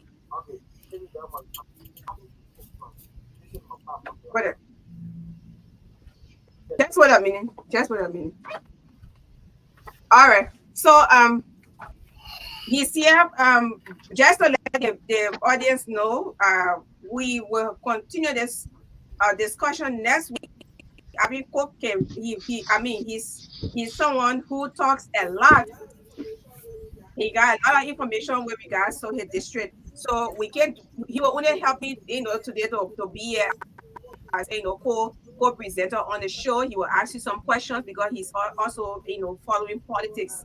So next week we will host him on this show. But for now, we have a few minutes to go, and we want to give the time to our panelists to discuss today what they have in store for us. For Abby, you will please tell us again. I think we can get it better. Okay. Thank you very much, Impact. Thank you very much, Magdalene Saah. We have a movement. Yeah, go on. Go on. We have a movement. It's called the Movement for Better District number 5. And we as you know, we in district number 5 we have been accelerated in terms of development for 18 years. We have one lawmaker called Thomas Pangata Fala, who represented that district for 18 years. But he left nothing, only pop posts and club finishes. And so as the Movement for Better District 5 chair, we thought it was, we conducted what we call a comprehensive survey as to who to carry the representative properly and adequately. So today we are here as to present our consensus candidate as to who do we carry for 2023 or 2010. Okay, so this is the business show that you will not present our candidate yet. Okay, thank you very much. Thank you very much. You will come next week, but we have to go to our panelists. He's Abby Pico, one of our other listeners. He calls every time to push the agenda of his forum. And so I go back now to Mr. Jackson George and Mr. Bobby. Mr. Bobby have been, fighting, in some elections there in the US. So I will give all the time to you guys to. So Bobby, that politician, right? That business, Bobby, that businessman politician. No, I'm a community advocate. I'm a community advocate. So you can take over. Abby, when you got questions. Okay. Yes. So Magdalene, talk about the topic. What are we talking about today? Talk about it a little. Oh yes, a continuation of what we started yesterday. We are actually 18 days to our major presidential and legislative elections. We want to talk about the impact elections have on the business sector, on the economy. So we started from last week. You were very exceptional in your deliberation on a serious note, and we wanted to continue. So Bobby has joined us today. So yes, an uninterrupted 5 minutes. Mr. Jackson George, you can go on from there. If Bobby has a question, then he can come. He can come in. If Arvin Cook to have a question, he too can come in. But uninterrupted 5 minutes to deliberate. Yes, and then later on, Bobby, if he has a question, and if I have question from my end too as well. But we'll have to give the callers at least 10 minutes. And so, but the time is actually is enough. We have like 5, 10, 15, 20, 25, 30, 35 minutes. 35 minutes is a wonderful, time that we can learn a lot. So, Mr. Mr. Yeah, Jackson George, I, let's go I ahead think with I'd you. like to hear more from the callers and what they think on how Liberian businesses have been impactful in terms of what their agendas are. I think Liberian businesses, small and micro businesses, all of the different Liberian business organizations in Liberia need to organize themselves, get an agenda. If they don't have it already, I'm sure they do, and then support what agenda they have. If we are talking, I think last week we spoke lengthily about the liberalization policy, the products that Liberians are supposed to sell. We talk about the impact that the Liberian Business Association should have on Liberian-owned businesses. There is the Liberian Chamber of Commerce. How is the Liberian Chamber of Commerce impacting the community? Are Liberian-owned businesses part of the Chamber of Commerce? Are Liberian-owned businesses leading the Chamber of Commerce? Those are things that we need to figure out. Just because it's Chamber of Commerce, I mean, is it heavily participated by foreign-owned business owners? How are we setting the agenda? Business owners are supposed to, in every developed country, it's the business owners. I would say sometimes select candidates, to run to protect their interest. So we have to start developing as a country, as Liberian-owned businesses. What do we want? How do we want? Many of the time we say we don't control our own economy. Why are we not controlling our own economy if we are business owners? What are the foreigners doing differently than we not doing? From the time I got to know myself, from Samuel Doe time, the Lebanese have been in business. Every government that come, they've worked with every government. They've made impact in our country. Why are we not doing that? Every time this other government comes, we say, "Oh, the other government were not there. The other one not there." We take inside, but you don't see that one with foreigners. And so we need to develop a strategy as business owners to take our economy, to take back our economy if it is taken. We need to develop a strategy to ensure that we are developing our country. We need to develop a strategy to ensure that we are having impact in these elections. Like I said last week, if we are business owners and we are electing people who do not have business ideas, who do not sync with our ideas or our agendas, then we are wasting our time. You don't expect, someone who have never owned a business, does not have a business idea to push your agenda, except you can sit down with that person, and tell that person about your agenda, and they can buy into your agenda, and then you can choose that candidate to support. But as business owner, we have to be serious. For us to take our economy back is just not doing well in your business. It's politics. It's political. If we as business owners do not have access to the legislature to make laws that benefit us, then we're wasting our time.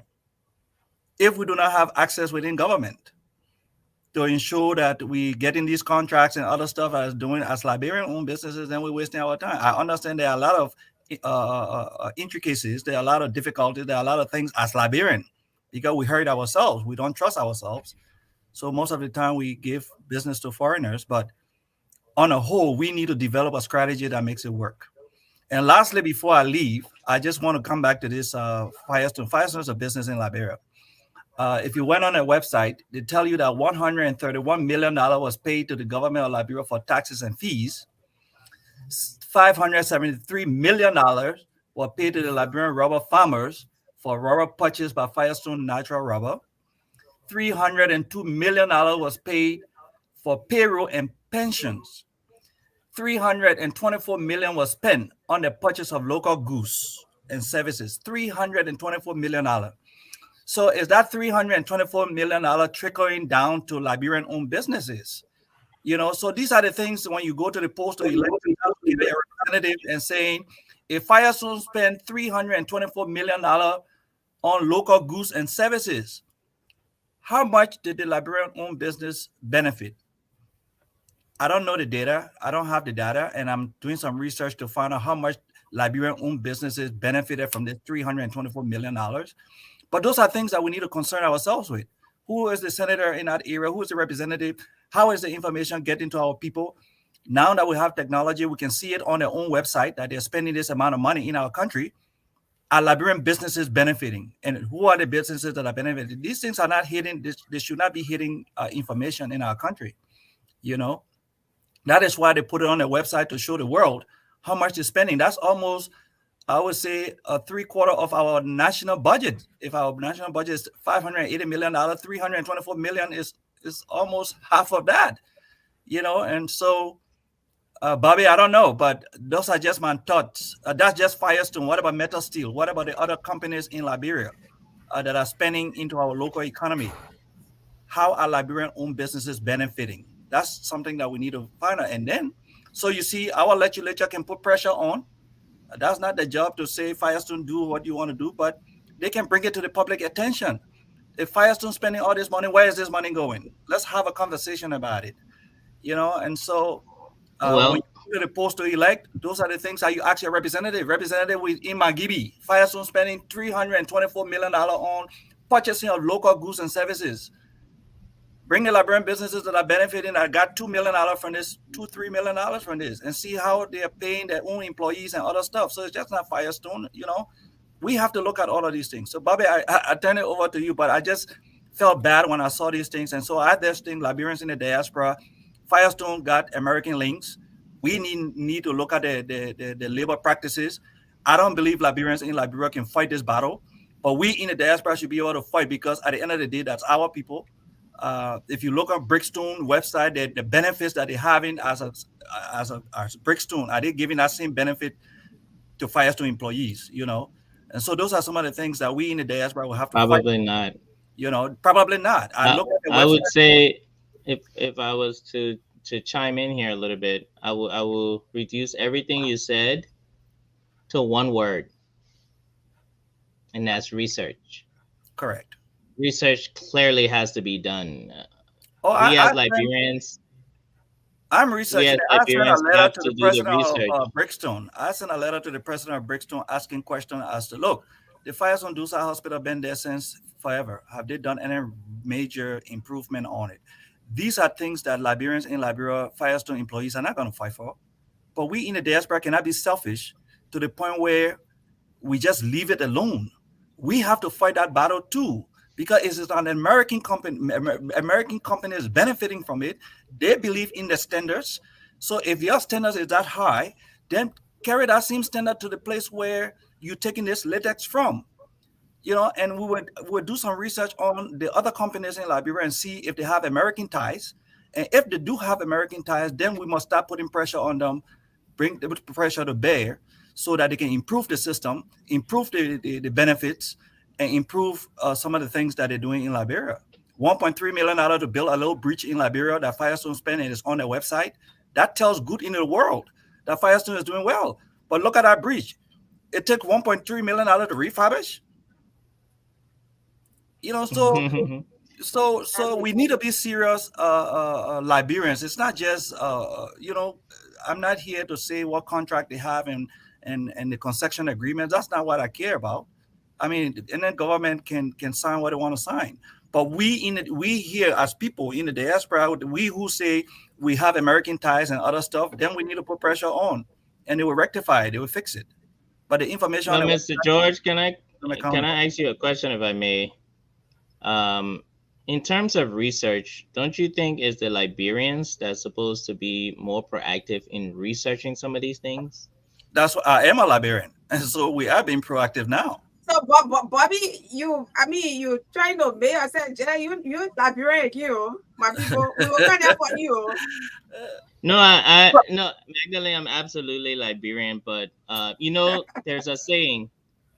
They say how you do anything is how you do everything. Okay, this situation here we're talking about with Firestone is not unique. That's how we do every other thing. And I'm not trying to be critical of Liberians. I am a Liberian, but I want to help in the strategy. So what I believe is things like researching the 300 million that was spent in Liberia. That's something we can do. Correct. Something they call follow the money. It won't be hard to find out how 300 million is spent in Liberia, because $300 million in Liberia, as you said, Mr. George, that represents 3/4 of, in fact, it's more than half of the budget, nearly 3/4 of the Liberian budget, if not more. It's not going to be hard to track that money being spent in Liberia. Once you track the money and how it's spent, your next step is to approach these entities and say, hey, this money was spent in Liberia in such and such a way. We would like for you to spend this money or some of this money on these Liberian businesses. You see what I'm saying? You got to come from the position of knowledge, and with that knowledge, you have power. Exactly. So, but I Bobby, would recommend. this is what I'm saying. There are representatives from Magibi. There are senators from Magibi. This is elections time. Our people should be asking if Firestone spend $324 million on local goods and services. How has it impacted Magibi? You're talking about 300 million. I'm not talking about thousands. How has it impacted Magibi? Forget about the rest of Liberia. Well, here's how it works, and that's a very valid statement that you're making, Jackson. But here's how it works. You see, politicians all around the world, they don't go do that research.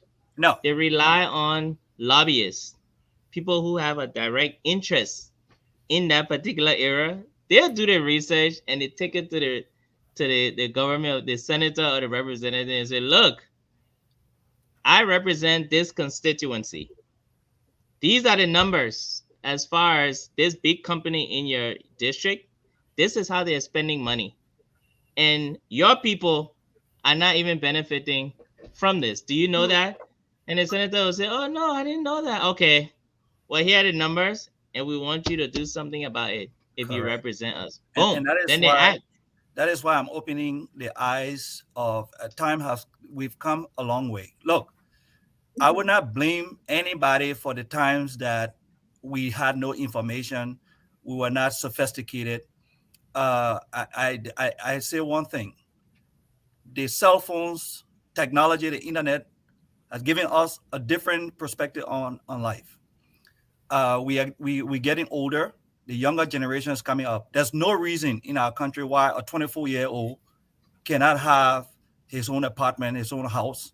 There's no reason why a 24-year-old cannot think, for many of our young people in Liberia, cannot think that they can be president or senators and other stuff. It's very limited. Well, we have technology now, but what I'm saying is I'm trying to open the eyes of our people to say, look, let's ask questions. Let's ask our representative. Now that we're talking about, we have this information, we need to do more research. But Mr. Representative, if this is the case, do you know of this? No. But if you don't know about these things and you're representing us, then we got to look somewhere else to see. I agree, for political reasons, some people might not know or might not take it serious because nobody has doubt in these things. But we now need to start asking these questions, Bobby. We need to start asking these questions.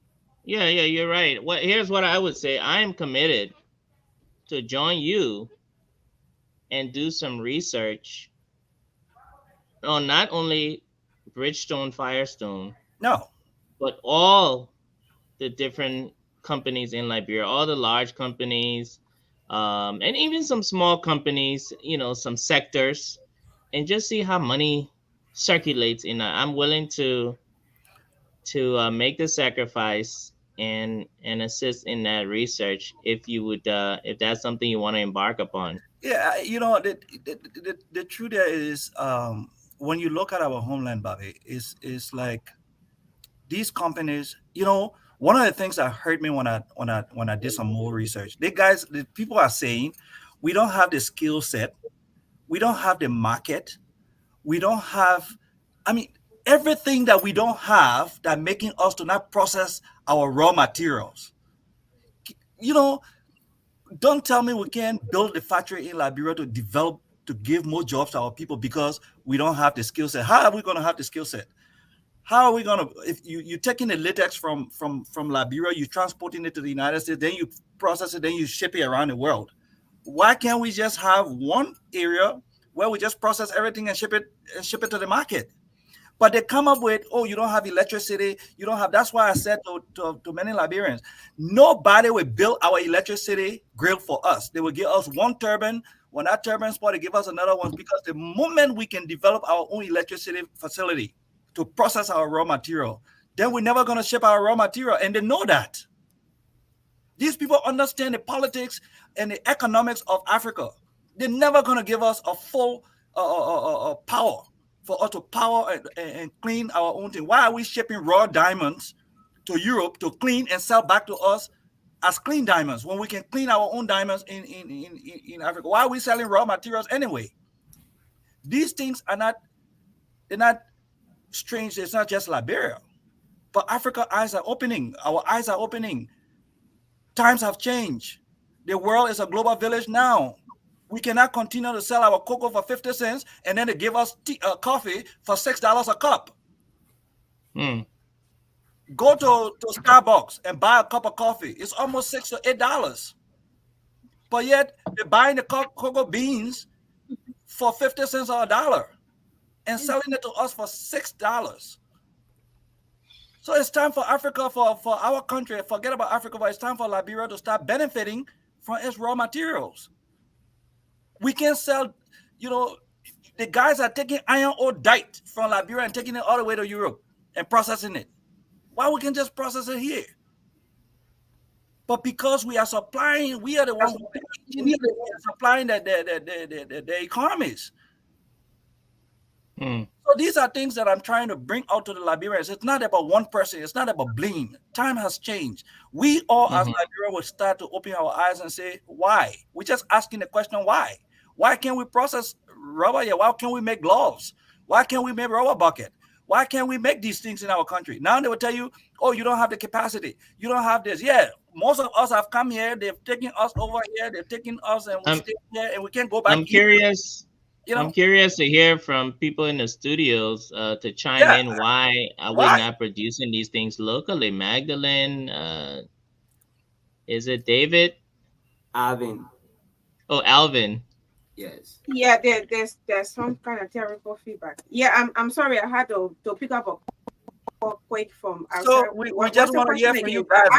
What your take on some of these things that we are talking? Because I mean, we in the diaspora. Look, I have told Liberian, when you stay in America for over 5 years, to come back home to live it hard. That's one of the things that the good old America has done to many of us. We come here, we see things, we change, we come home, we complain, the situation is this and that. Look, we all came from that country. That country is ours. I work in a resettlement agency. We brought people from villages. We put them in modern homes here in America. They learn, they develop. Don't tell me that, one of the things I was talking to my dad last night. My dad is 81-year-old, not doing well, but we had a good conversation.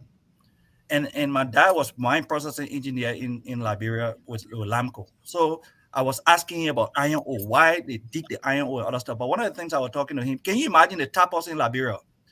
For Firestone to keep those tappers, they had to keep those tappers to the point where they could not advance themselves or develop themselves because they needed more tappers. So yeah, yes, I think yes. But the thing that is, last week we were here and you put it right. Whatever we do, our livelihood, whatever we do here, it's all centered around the politicians, those we elect into offices, those who, the president and the legislators. So whatever we do, thank God we are discussing this right now in this electioneering period.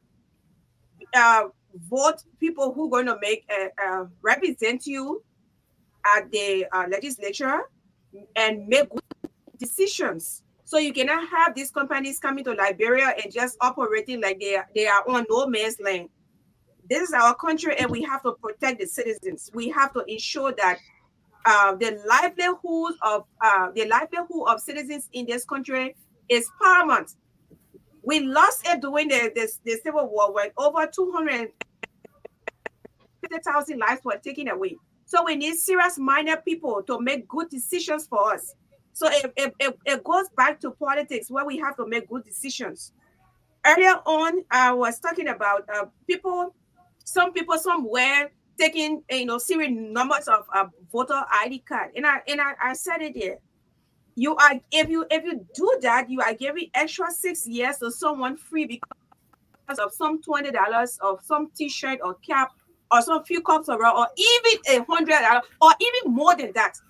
Do not sell your future. Do not sell your next 6 years because it's going to have a negative impact. Not only you, not only your children, but the entire country. So the decision that we make now is going to speak for us the next 6 years, for the next 9 years. So all of what we do centered around the politicians. It will be happy for the next 6 years is centered around politicians because they are the one that are representing us. They are the one that are going to make good decisions for us. If you hear people crying from other countries, they're not talking. Those cry. I mean, they don't direct it to people in the public sector mostly, but the government. The government. If you hear coup in Africa, coup d'etat in Africa, it is not from the public sector. It's from the government. That's why most of them now. Most of these leaders, I'm in support of what is actually going on, but you have coup in some of the area. A country, I've seen a because I don't know where they've found billions of dollars in his home, and if they could share that money on every citizen within in his country, and each citizen will carry student right 300 USD. 300 USD. So you see, so everything we talk about, yeah, we have to be very intentional. We have to respect, our country. I want to say we have to, respect ourselves because the decision that we make, we have to be very, very careful. Abby, you want to add up? Yes. You just said it rightly. It takes the political Yeah, For example, the Association of Liberian Construction Company, that is an exclusive Liberian company. But when you go for contract, the first thing they do is they will ask you to pre-finance the contract. The contract you may not get. So sometimes you will go and credit the pre-finance the contract. All of a sudden, documentation, you lost the bid. And sometimes they throw the Liberian businesses backward. So I think it takes the political will. And like Madam just said, you have to have a serious lawmaker that will push the agenda and stop those unnecessary patronage for Liberian businesses to improve. That's the only way. Because if you have the association like the Association of Liberian Construction Company, you would tell them to pre-finance this. The lost contract is a setback. So I 100% agree with it is the political will. And that's the thing we as citizens, when we are elected people, we should tell them what to bring to us at the level of the association. You see, there are some truth. The business sector as well. All right. There are some real truths that we have to accept. Look, we are selfish people, very selfish. The reason why we don't invest heavily into education because we do not want the people to be educated and hold us accountable. There's no reason why we are not heavily investing. When we keep the people, it's the same divide and conquer rule that the West used against us. If you keep the people uneducated, then like Magdalene saying, you can buy the voters registration card for $20, and because they are uneducated, they don't understand. I'm not talking about school education only. Mm-hmm. But we're not educated enough to understand that our patriotism is more than just our belly. Yeah. Okay. The second thing you're talking about, bottleneck. Yes, we must elect politicians who will fight for us. Some of these things are true. You're right. They create bottlenecks. You go and credit money. So we need watchers, organizations that will put pressure on to make sure that these systems work. But again, we are not patriotic. We are partisan. So today, if my government is there, I don't see anything wrong with anything that they do. No. Just last month, I was on the other side. This month, I cannot see the same thing that is happening that is wrong. So we Liberians are not patriotic to our country. We are patriotic to individuals or to our our self-own beliefs. So these are things that affect us as a people. It's not that we can develop with 5 million people, 5.2 million people. Government should pay us. 5.2 million. The government of Liberia should A write very us checks. small They democracy. should write us checks every month to live. Because we're not many. In fact, we should, when a woman gets pregnant in Liberia, the government should take that pregnancy and make sure that baby is born, so that we increase our population. See a country like India, 900 million, right? Yeah. Yeah, I mean, You know, we our 350 million people. by this time now, yeah, but the number that we have, the population we have, I mean, we should be, far ahead. Equivalent to Yeah, community in India. yeah, no, With all I the mean, they population. have the largest democracy. Yeah. 900 million. Like, Now, even a state.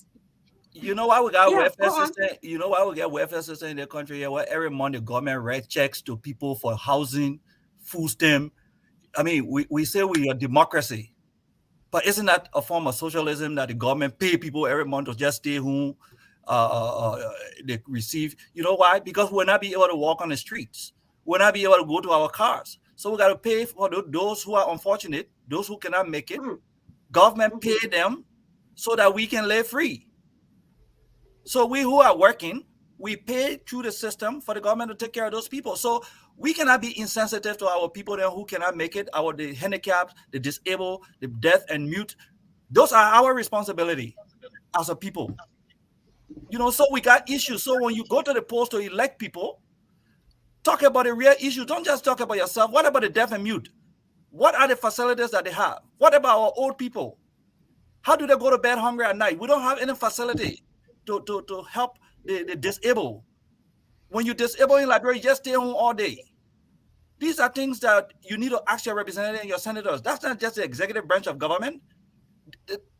All of the development of our country come from the legislative branch. They make the laws. So we got to look at the entire system. Like I say, everything we do in our lives depend on politicians. The politician in Liberia can tell us when to go to bed, and we'll go to bed at 6 o'clock in the evening. They will tell us we can only eat up 480 rice, and that's the only rice we will eat, even if you grew your own rice. If they told you would drink needle milk, that only needle milk you would drink. These are serious things. So we cannot. Let me come in a second. So, Mr. Lakie from MyGB says, India has a population of 1.4 billion people. Yes, but those are registered voters, that 900 million. So, I mean, that's just too much. Thanks, Mr. Lakie. Thank you so much. Can I ask a question? Bobby. Yeah, please. Since this is a business and economic show, I'm just curious. During this election season in Liberia, what are some of the businesses that are benefiting and how? Because I saw a large group of people just the other day. There was this rally for Unity Party, and even before that, there have been other rallies where you see a large group of people, for instance, wearing T-shirts for their political party. Yeah. So I'm thinking the T-shirt business right now is huge. What other sectors of the economy get a boost from elections? And then my second question is, which sectors of the economy go down because of elections? I said it earlier. I said it earlier today. According to historical data, it shows that when you are approaching election, the economy slows down. And I said it. This is not about this government or that government did not. Their government is not performing. It happens everywhere. I still to be corrected. It happens everywhere. Which sector of the economy benefits? Somebody must benefit. Yeah, but you just talked about that benefit will be I think every major. I don't want to say the benefit. This is what I want to say, right? Most of these regalia you see on politicians all around paraphernalia, right? The cap, the t-shirt, the this and that. Some of them go in other countries to do printing. Some of them take it as far as China. You want to talk about that?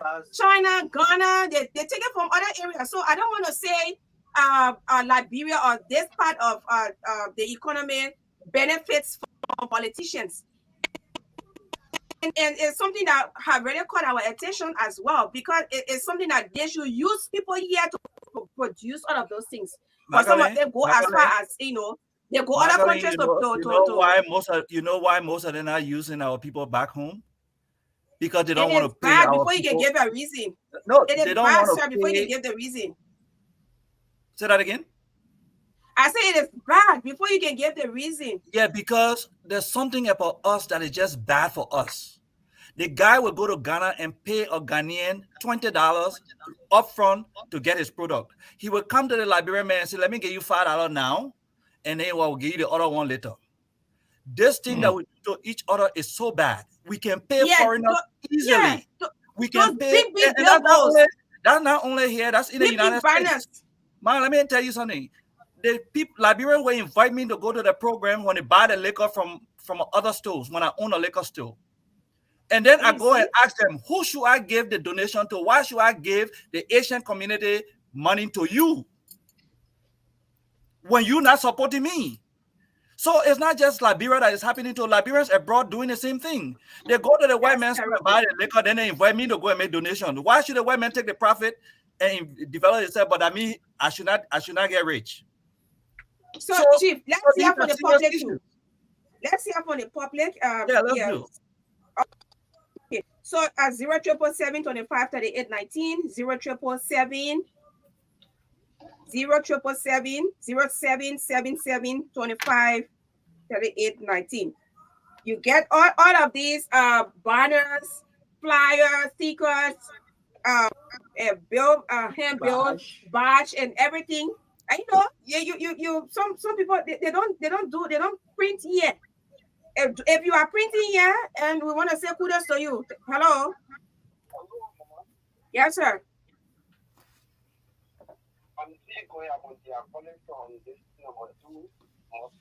What's your name again? Okay. Yeah. Congratulations, my brother. I was still talking about the economic system and the business system in Liberia. We are suffering in this country. One of the reasons is for each brother and sister, we work together. We do everything together. We understand that the hardship we are going through. What will be the solution? We always discuss it. We will know it. Then at the end of the day, they will say they want to be representative.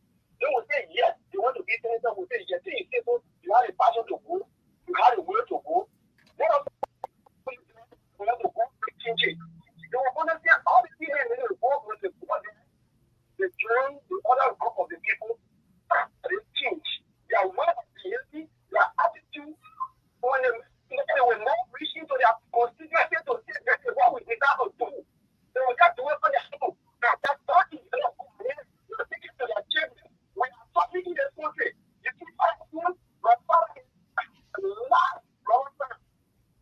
But now you can't get fact that you never do support this now for the material. So that some of the things that are not working for us. But think that was when you come, we stay in a song for them, we go, we write it, we make them to be somebody. When they get there, they forget it for us. They take the use of it, they take it in a song, their children go and born and study. They will be our children shopping here. But now in Liberia, when you come, when you conduct things that are going on in Liberia, you will cry for Liberia. You will cry for anything now today. Okay. All right, sir. Thanks for placing your call. We have a limited time. Hello. Hello. Yes. It's good to have you on. Yeah, thank you. Okay. Yeah, I'm glad that this thank you for the education. But I think one thing that is making us Liberian business or Liberian business to basically go forward. Number one thing I see, there are less opportunities and people are unfaithful. For instance, someone will take money from the people who want to do business and they take the money to the business, they get the blood money. But the next person that takes money, they Hmm. that alone will make your business good because you make money and put in the business and you don't get back. Hmm. You also look at other opportunities for like a real organization that are developing. We have projects for the application project for other people to get involved. But you don't have any such opportunity like this. So then how will young people get involved with activities or opportunities that they can grow out of poverty?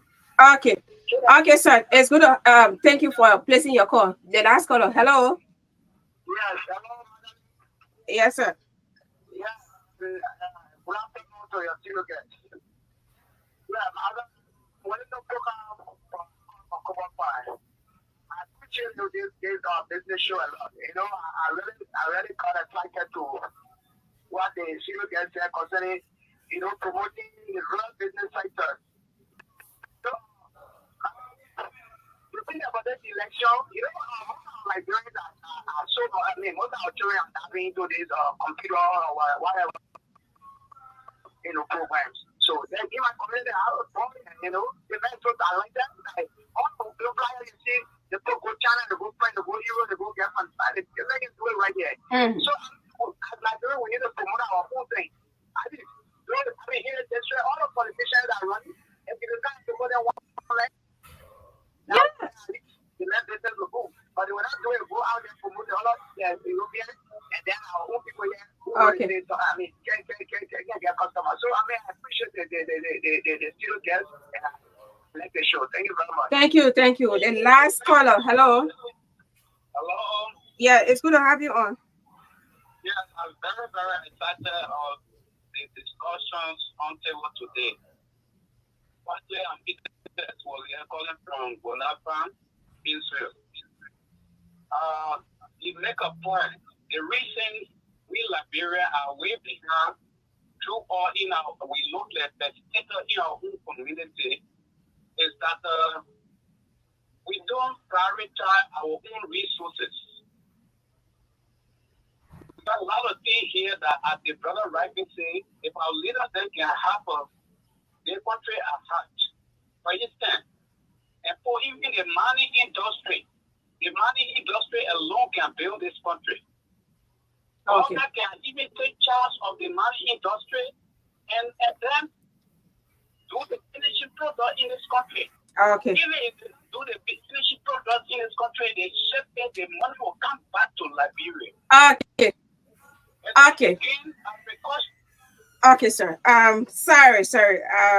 Sorry. We have to go. We have to go. So we sincerely apologize. We have to go. Yeah. Chief, you listen to the caller. So let's Yeah. we need to wrap up now. You're sorry, we're in a political season, and sometimes I mean politics lead Well, into the business time, and it's so short for all of the information that can be provided. well, one of the things I want to say to all of us is that, again, I strongly believe that politicians determine everything that we do as normal citizens. We need to be active. Um, Liberia, times have changed. Liberians are learning. Africa is changing. This is the 21st century. We can no longer just sit on the fringes and see our young people with no opportunities. Whether we are in the diaspora or we back home, we need to start developing ourselves in terms of stop being selfish, stop being personal, stop being petite in the way we think. When our families Yeah. are okay, we are okay. Mhm. No, if your neighbor is not okay, you are not okay. And so Okay. those are Yeah, things the that we line need. is so terrible. Yeah, the line is so terrible. I'm sorry. Okay. Mr. Jackson Josh? Yeah, I thought you said the line was terrible. The So line is so terrible, and yeah, we have to go. It's so terrible. So but yeah. thank you all for following. We have to say goodbye. All right, guys. Thank you. All right, thank you.